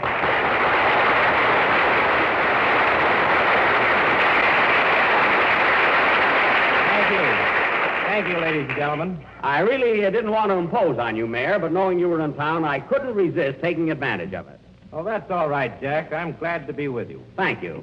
Well, Bitey, that's his nickname, folks. You don't mind, do you, Bitey? No. We all had nicknames in those days. Remember yours? Mine? Oh, yeah. Let's see now. What was it the kids used to call me? Tuffy. That's right, Tuffy Benny. Did you hear that, Mary? I was quite a scrapper in those days. Time marches on. Yeah, never mind. Well, Bitey, tell me something about home. How's Julius Sinnig and Stub Wilbur, Ollie Eimerman, and the rest of the gang? Eh? They're doing fine, Jack, and they're all proud of you. Oh, well, say, you remember Vivian Thompson and Hazel Clark? And say, Bitey, how's my Aunt Josephine? Oh, fine. She's still on the fire department. Yes. Good old Aunt Joe. I can still see her sliding down that brass pole, you know. Bitey, I'll bet the town has changed a lot since I've been there. Sure has, Jack. You remember the blue suit that used to hang in the window in your father's store? Yes, I do. Well, there's a gray one there now. Probably the same suit. I told Dad to buy an awning. Yeah. Well, Bitey, now that you're here, I do want to congratulate you on the success of your political career. Thanks, Jack. You know, I bet when we were kids and went to school together, you never dreamed that you'd become mayor. You got about the lowest marks in the class, didn't you? No, next to the lowest. Oh, I thought we were tied. Not quite. Say, Jack, on your way back to Hollywood, you're going to stop off at Waukegan for a day, aren't you? I certainly am. Yes, sir. That's fine, because we're planning a celebration for you. Jack Benny Day in Waukegan. Well, thanks, Bitey. I appreciate that. I do. Now, we're not going to make a formal affair or present you with a loving cup or the key to the city. Well, I'm glad you're omitting that ceremony. However, I called a meeting of the local merchants, and as a token of our esteem, we decided to call off all of your old debts. Well, thanks, but I imagine they're outlawed by now anyway. Now, Bitey, before you leave, I'd like to have you meet the members of our cast. I know they're eager to meet you. First, Mary Livingston. Mary, this is His Honor, Mayor Talcott of Waukegan. How do you do, Mayor Talcott? Hello, Mary. Say, Jack, is that a real mustache? Yes, it is. Quiet. Gee, there's not much of it, is there? Mary. Now, Bitey, I'd like to have you meet our orchestra leader. Not that it'll improve your social standing. Anyway, this is Abe Lyman. How do you do, Mr. Lyman? Glad to know you, Your Majesty. Hey, that's Your Honor. Go on, Your Honor, as a judge. I ought to know. There, you see what I'm up against? And this is Kenny Baker, our tenor. Well, hello, Kenny. How's that wonderful voice? If you'd listen in every week, you'd know. Kenny! Your Honor! Now, come here, Don, and don't embarrass me by asking the mayor if he likes Jell-O. Bitey, this is Don Wilson. I'm very glad to meet you, Don. How do you do, Mr. Mayor? That's better. At least Don got the title right. Yeah, but we got the laugh. Now, go away. Well, Bitey, it's about time for Lyman to play a number, so how about you and I sitting down and having a little chat? Or you and me, rather. Which is correct, Abe? You and I or you and me? You and him. Don't drag me into this. Play, Lyman. Come on, Bitey. Right with you, Jack.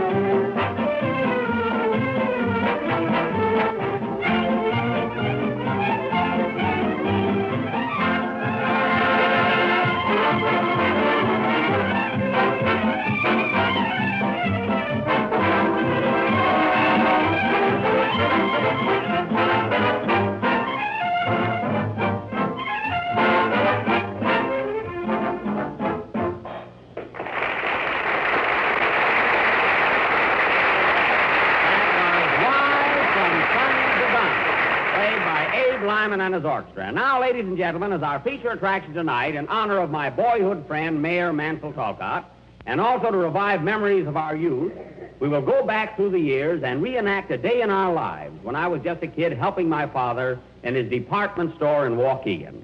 Bidey, would you like to help us out and be a kid again for a few minutes? I sure would, Jack. It'll be fun. You will have some stuff there. Now, ladies and gentlemen, in this little sketch about my dad's store, I will play the part of my own father. And I've engaged little Junior O'Day to play the part of Jack Benny the child, as I am too modest to repeat the many clever things I said when I was a kid. Gee, I was bright.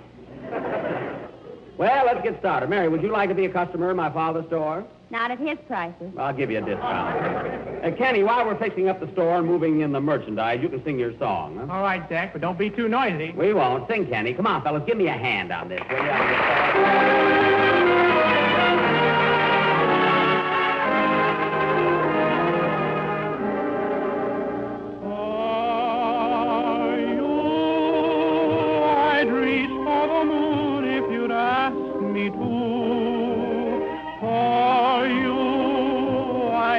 Down the stars when the night was through. In winter, I'd be bringing the spring to you.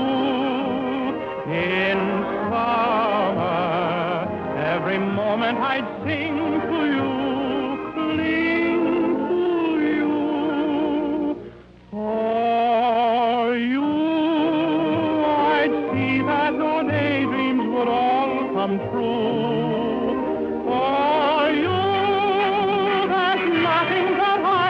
Gladly do. Above you, there'd be nothing but heaven's blue. To love you would mean living my life for you.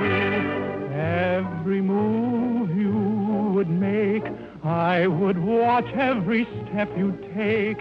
You'd mean so much to me. Every beat of my heart would be for you. And then I would place you upon a throne and live for you.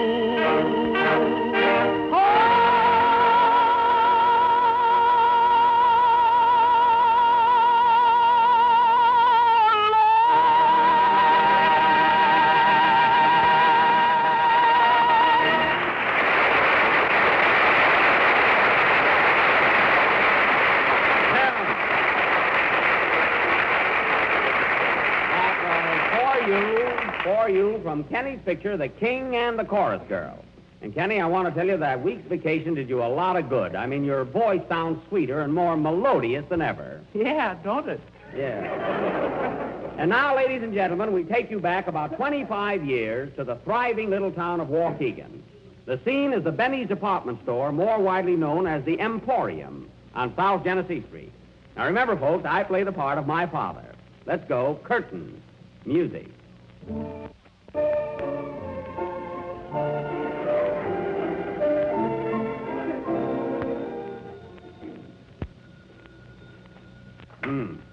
Hello? Waukegan Emporium. Oh, good morning, Mrs. Penchel. Yeah, a birthday present for your husband? Well, we just got in something new, a nightshirt with pants. They call them pyjamas. No, you don't need suspenders. Yes, I'll send them over as soon as the horse gets up. Goodbye. Jackie. Yes, Pa?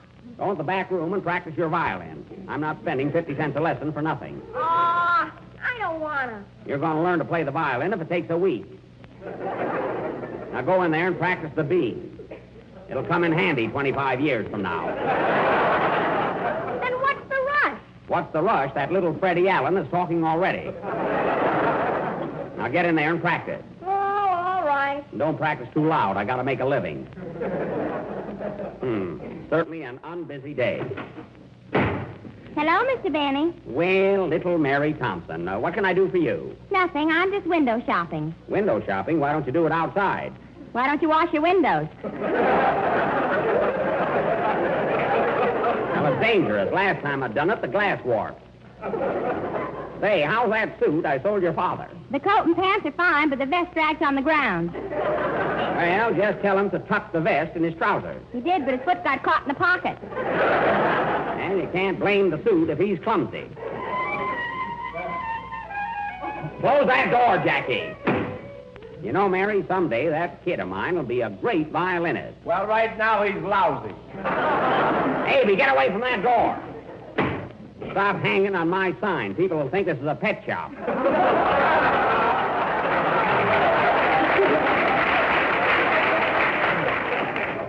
Good morning, Mrs. Wilson. What can I do for you? I have a complaint to make, Mr. Benny. You have? Yes, I washed that tablecloth you sold me, and now it's a scar. Oh, that's too bad. Wash it again, and you got a handkerchief. Mary. There's your little boy, Donald. How old is he now? 19 months. Well, what a cute little rascal.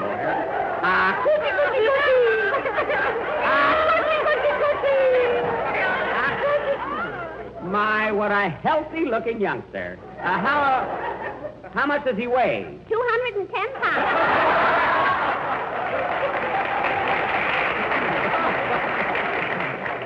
210 pounds. Well. And look, he's got 6 delicious chins. Darned as he ate. Well, does he talk yet, Mrs. Wilson? Does he? Darling, say something for Mr. Benny.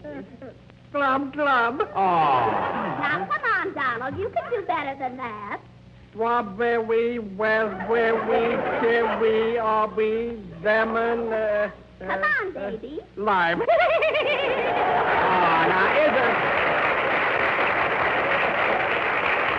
isn't that just too de-foo? Huh? Isn't that cute?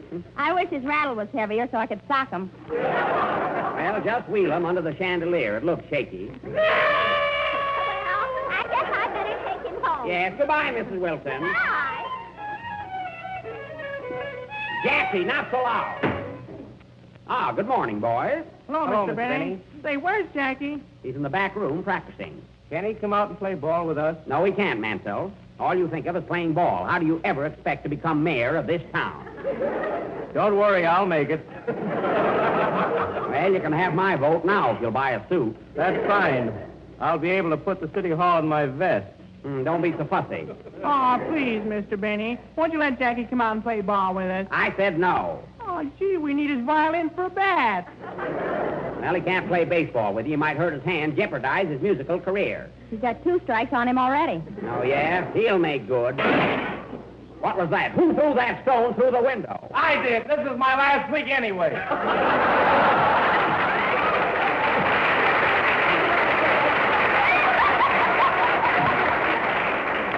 That's Abe Lyman again. Well, run along, all of you kids, and stay out of here.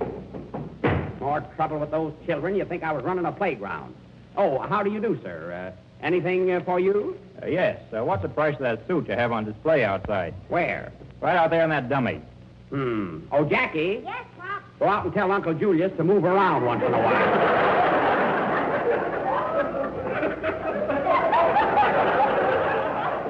Anything else, sir? Yes. How much is Uncle Julius? Get out of here. 23 skidoo. This is... Well, that was good in those days. It's a fine store. It's been 3 weeks since I heard the cash register ring. And the good old summertime, I'm selling a central line.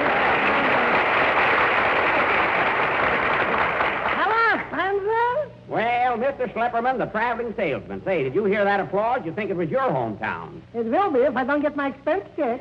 Well, Schlepp, what line are you handling this year? Mr. Benny, have I got a swanky line of suits?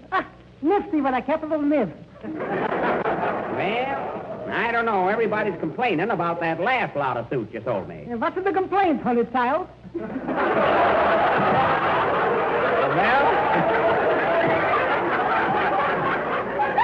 Well, the coat and pants are all right, but the vests are too long. What vests? Those are overcoats. Overcoats, and where are the vests?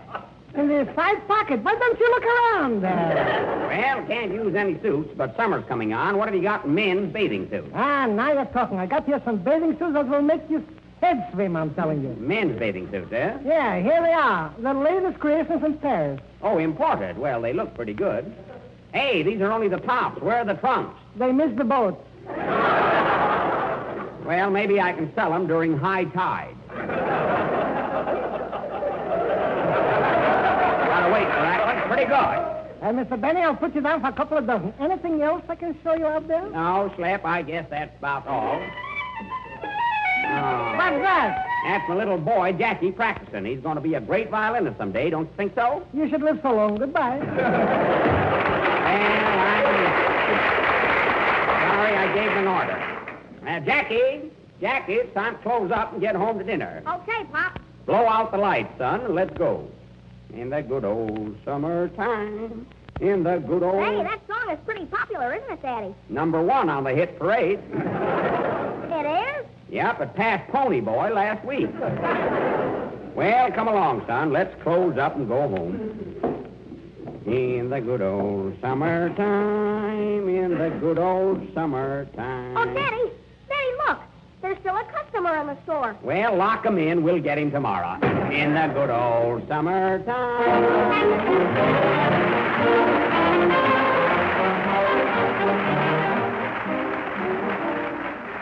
Officially, this is the first day of spring, and wherever you are, here's a spring to your menus. It's called Tropical Dessert, made with tangy, sunshiny lemon jello, and it's easy to make, too. You just dissolve 1 package of lemon jello in 1 pint of hot water. Chill until slightly thickened, and then fold in 4 figs and 8 dates chopped fine, and 1 banana thinly sliced. Mold and serve either plain or with whipped cream. It's gay to look at and downright delicious to taste. Why not plan to serve this tempting springtime dessert soon? But be sure you make it with genuine Jell-O, for Jell-O has that extra rich fruit flavor from fresh, ripe fruit. So ask your grocer for Jell-O by name and look for the big red letters on the box. They spell Jell-O.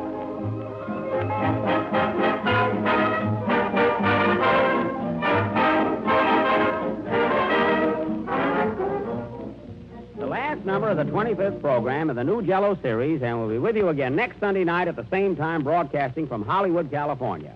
Well, Abe, I want to thank you for your swell cooperation, tell you how much everybody's enjoyed your work on this program.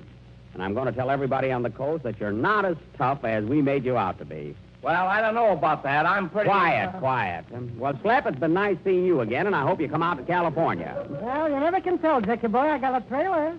Well, when you get a car, pull it out. And, Bitey, I want to thank you, too, and congratulate you, not only your political success in Waukegan, but on your dramatic triumph. Thanks, Jack. And by the way, don't forget to forward all of my fan mail to Waukegan. What street address? They know me there. Oh, huh? Well, folks, looks as though we'll have to leave you now. Say, Jack. What, Mary? Is Mayor Talcott married? Why, certainly. Oh, then I'll go out with Lyman tonight. Yeah, good night, folks.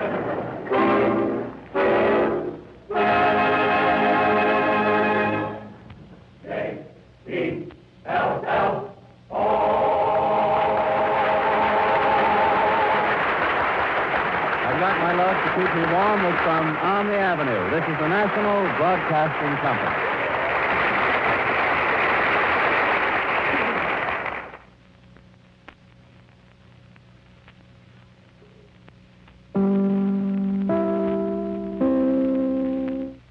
KFI Los Angeles. J-E-L-L-O. The Jell-O program starring Jack Benny with Mary Livingston and Phil Harris and his orchestra. The orchestra opens the program with All's Fair in Love and War from the Gold Diggers of 1937.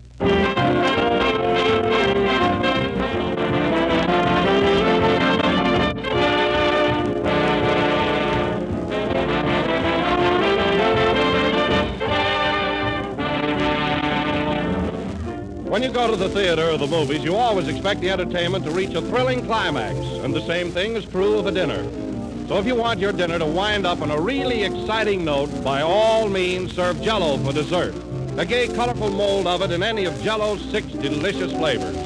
Jell-O is truly delicious and full of the refreshing flavor of fresh, ripe fruit. Jell-O always brings a touch of color and joy to the end of any meal.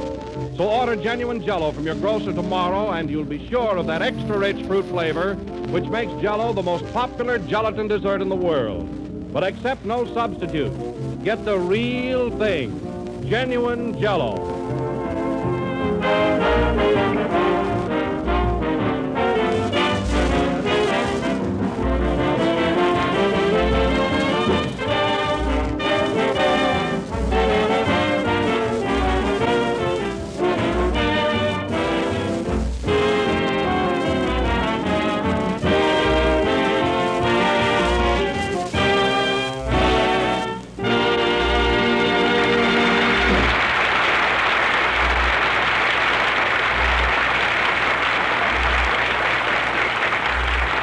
Ladies and gentlemen, we bring you that Hollywood fashion plate whose pockets bulge from his tailor's bills, Jack Benny.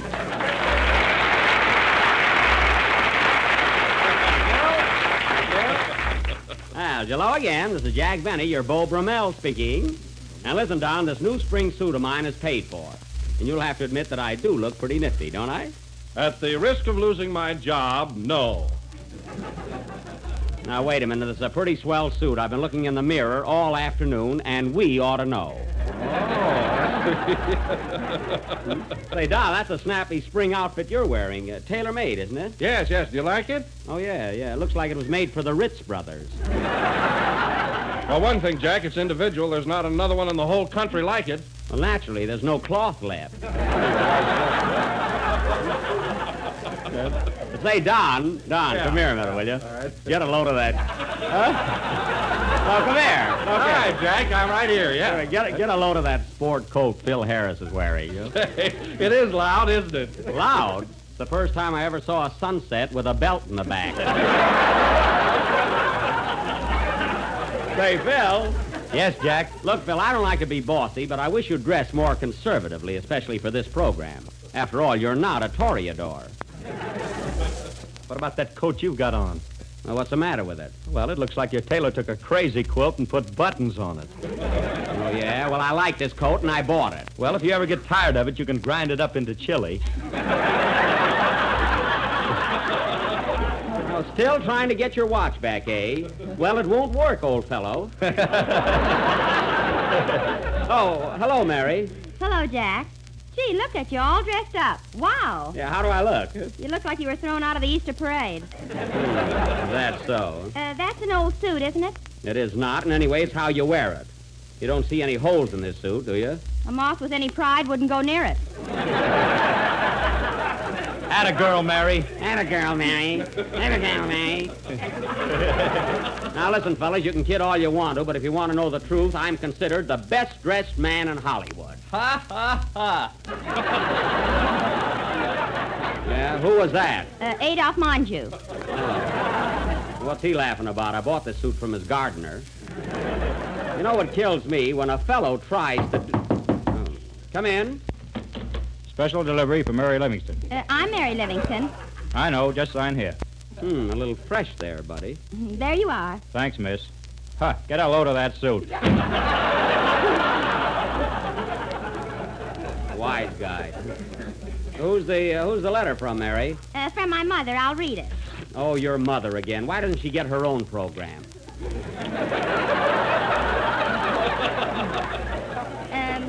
She says Well, just forget about it. We haven't got time. Hey, Jack, here comes Kenny all dressed up. Boy, I'll bet he knows it's spring, too. I'll give you 2 to 1 he don't. Yeah, well, look at him, all dolled up in sport clothes. Hello, Kenny. Ain't I something? Yes, but I can't put my finger on it.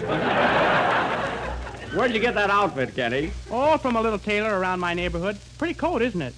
Coat looks more like a vest to me. Gosh, did those sleeves fall off again? Turn around there. Let me look at you, Kenny. Nice material. But look, isn't that coat awfully long? Well, the pants aren't finished yet. Oh. Don't let him kid you, Kenny. You look all right.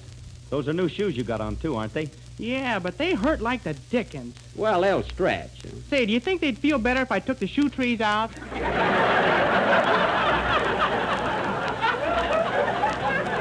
Yeah, why don't you do that, Kenny? It will be. Say, Jack, What? you ought to hear this letter from my mother. Gee, she's cute. Well, as long as she's cute, go ahead and read it. Okay. Newark, New Jersey, April 8th. Newark? I thought your folks lived in Plainfield. There was a cyclone. Oh. Dear daughter Mary, I was happy to get your letter and glad to know that you are well.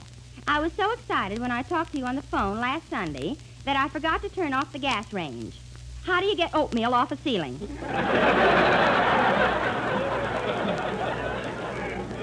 Tell her to stand on her head when she mops the floor. We had a lovely Easter, except for one thing. Your brother Hillard mixed the egg dyes in your father's derby. And when your father put his hat on, was his face red? Also blue, green, and yellow. Nice family you've got there. But everything turned out all right as he went to a masquerade that night dressed as a rainbow. Well, that was quick thinking. Yowza. We had a lot of fun on April Fool's Day, too. Everybody was here for dinner, and we sewed your Uncle Herman's knife and fork to the tablecloth. Well, must have been funny. It would have been some joke if Uncle Herman didn't eat with his hands. That's fine. Doesn't he ever use his knife and fork? Only to comb his hair. Oh. The dinner was strictly formal. Everybody kept their shoes on. I hate those ritzy affairs. Right in the middle of the meal, a funny thing happened. The cat jumped on the table and knocked over Papa's bottle of gin. Papa got so mad he gave the cat a milky fin. Milky fin? That awful. Did I tell you that your grandpa came to visit us last week, and he acts the same as ever? Oh. Last night we caught him starching his beard so he could use it for a shoehorn. Mary, find out if he sleeps with a shoehorn over the quilt or under the quilt. No other news except that your cousin Rita and her husband aren't getting along. They're always fighting. That's too bad. This morning they borrowed our axe to make twin beds.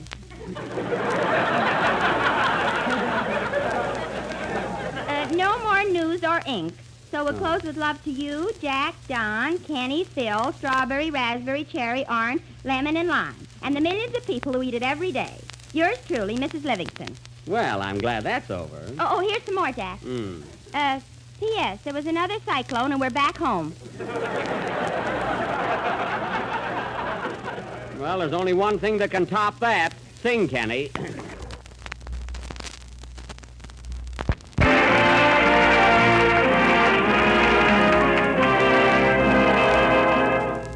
Low golden moon, blue tropic skies, night winds that sound like lovers' sighs. Two hearts in tune, two shining eyes, lighting my way to paradise.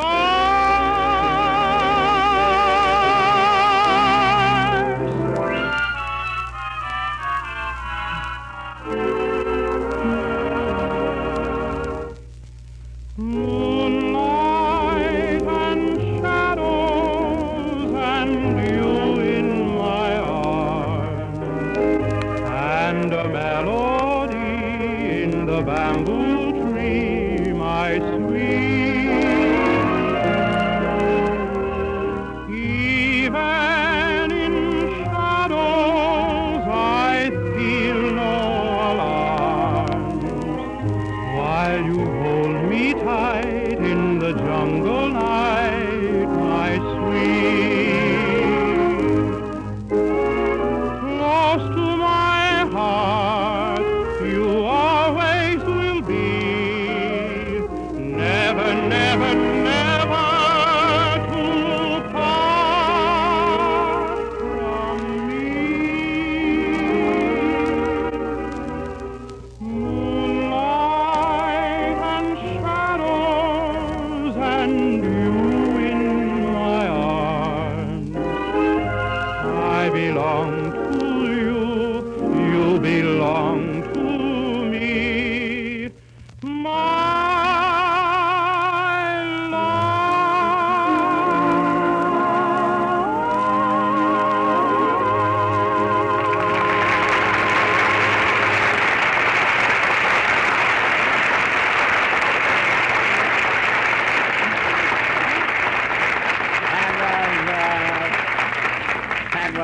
Moonlight and Shadows from The Jungle Princess, sung by Kenny Baker in his own inimitable way. And very good, Kenny. Oh, you always say I sing good.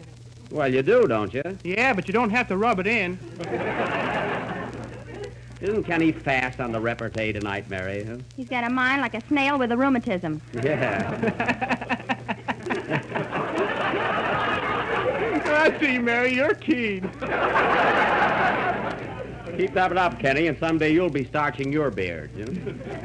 I ruined that gag myself there. And now, ladies and gentlemen, as we haven't done a play in some time, for our feature attraction tonight, we are going to present our original hair-raising melodrama, that panorama of surging emotions, that symphony of the great outdoors, entitled... See who that is, Mary. Why, it's Gracie Allen.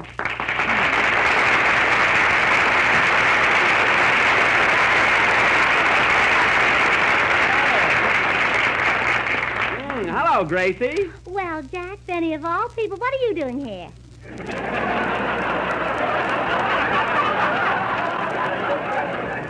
Stuff up the microphones, fellas. Well, Gracie, this is a surprise. Well, not to me. Georgie Porgy sent me over here to give you an important message. He knows he can trust me on account of I'm unreliable. Well, why didn't he come himself? Why? Yeah.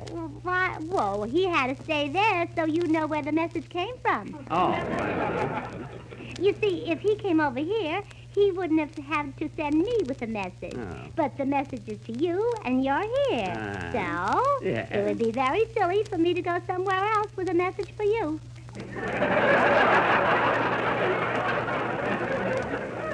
Or would it?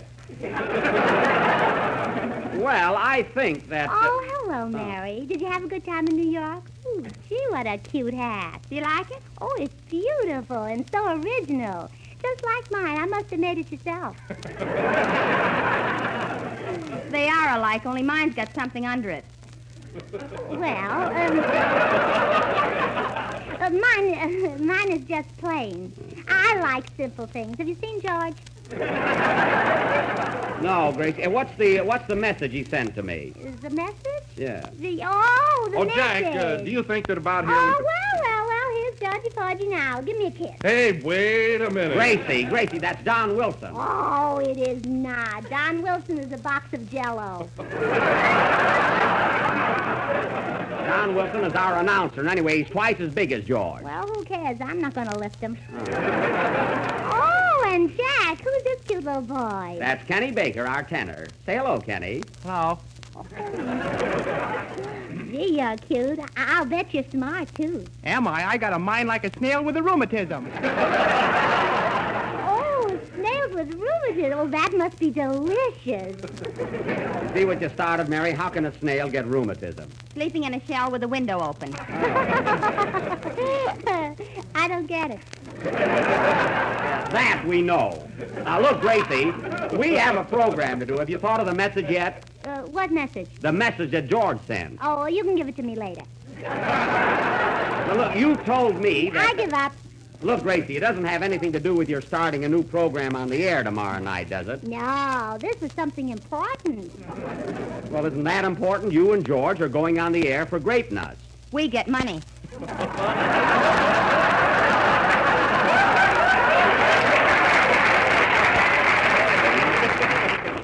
Quiet, Mary. They'll want it, too. Say, Phil, find out if this is still the Jell-O program, will you? It certainly is, with those 6 delicious flavors. Strawberry, raspberry, cherry, orange, lemon, and tomato juice. Now, look, Gracie, if you'll just sit down now and be quiet, we'll go on with the play I was about to announce. Well, don't mind me. Oh, Harris's laugh. Oh, Philby. Philby, Philby. Phil, come down off the piano. Oh, no, not me. Come on, Philby. Let's go over in the tuba where we can be alone. Yeah, do that. And now, ladies and gentlemen, as our feature attraction this evening, we are going to present an old favorite. Why? Because one that I know... That's fine. One that I know you'll all be waiting to hear. Another thrilling episode of that rip-snorting drama of the West, Buck Benny Rides Again.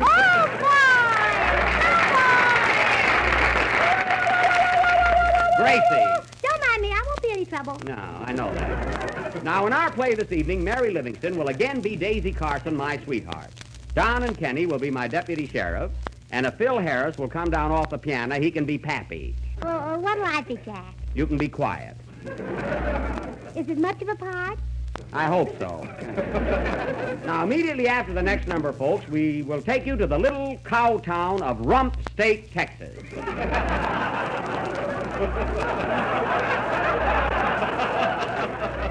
Where we find... Come in. Hello, Jack. Is Gracie here?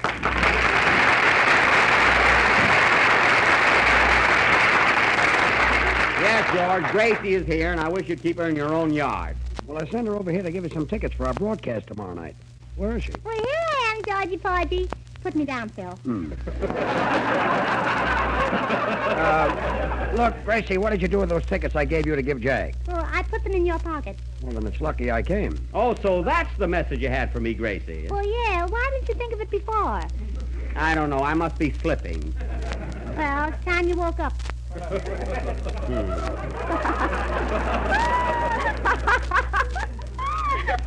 Mary, what are you laughing at? I don't know. Hello, George. Well, I see things are just as crazy on this program. Well, thanks, George. Thanks for those tickets.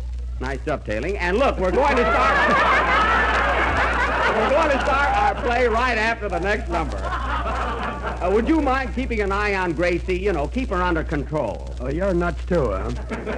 Well, do the best you can. Play, Phil. Say, Georgie, hasn't Phil Harris got the waviest hair? Yes, beautiful.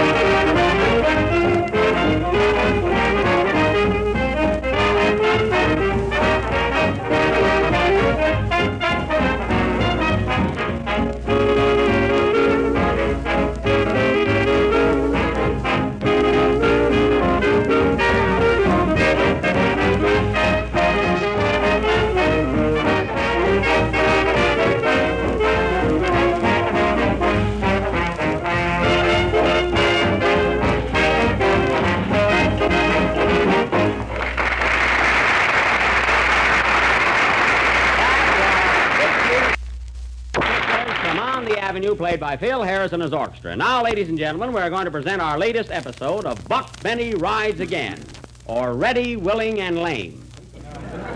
The scene is the office of the sheriff of Cactus County. Gracie, put that drum back in the orchestra. Oh, is the drummer too? Yes. Starting out. The scene is the office of the sheriff of Cactus County, where we find Buck Benny busy opening his morning mail. Curtain. Music.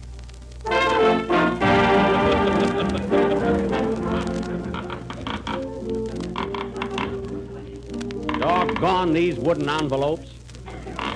Hey, deputies. Yes, Sheriff. Come here and help me open this letter. Why, Buck, you're prying off the top of your desk. Darn if I ain't. I'm getting into more trouble since I lost my glasses. This morning I put the bridle on the wrong end of my horse. Say, Sheriff. Yeah? You got your pants on backwards, too. Thanks. I've been looking for my hip pockets all morning. Say, Wilson, any news on Cactus Face? Nope, ain't seen hide nor hair of him. Well, it's been going on long enough. We got to get that critter. Dead or alive. Oh, isn't he wonderful, George? Quiet, Gracie. You know, boys, Cactus Face has stolen every cow in these here parts. Fine state of affairs, not a cow left in the county. Oh, well, that's too bad. I'll be a cow for you. Moo! Quiet, moo, quiet, moo. quiet. Cow my moon. Come on. Quiet. Gracie, we're in the sheriff's office. We're in jail. Oh, yeah? Then where's my daddy? Now, Gracie, please. Well, my daddy's in jail more than your daddy, isn't he? Gracie, go ahead, Jay. Now, listen, deputies. Getting Cactus Face alive may be dangerous, so be on your guard and stick close together. Meanwhile, I'm going out and investigate. Good luck, Sheriff. Good luck, Sheriff. Good luck, Sheriff. Thanks, men. Wish I had my glasses, though. I'm blind as a bat. Well, boys, if you need me, I'll be over at Daisy Carson's. So long. Doggone it, I thought there was a door there.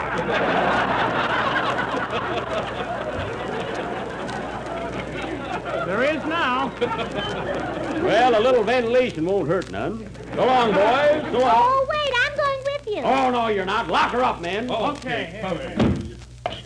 Steady there, partner. Daisy Carson's house and step on it. Get here! Get here! Buck Benny rides again!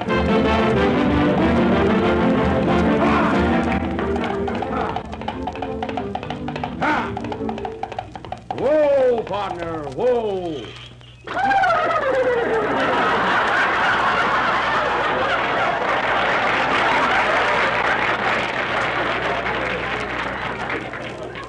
Two men on a horse. I wonder if this is still Daisy's house. Haven't been in here in over 6 weeks. Come in. Come in. Gracie, that's my line. And why did I say it? That's fine. You steal my part, and then you want a reason. Well, that's because I haven't got a reason. You're telling me. Let's split it, Gracie. I'll say come, and you say in. All right. I wish somebody would say it. It's raining out here. Come in. Come in. Hello, Daisy. Hello, tall, dark, and nearsighted. Well, gal, ain't seen you for some time. You sure look pretty. Lost a little weight, ain't you? That's the whole tree. I'm over here.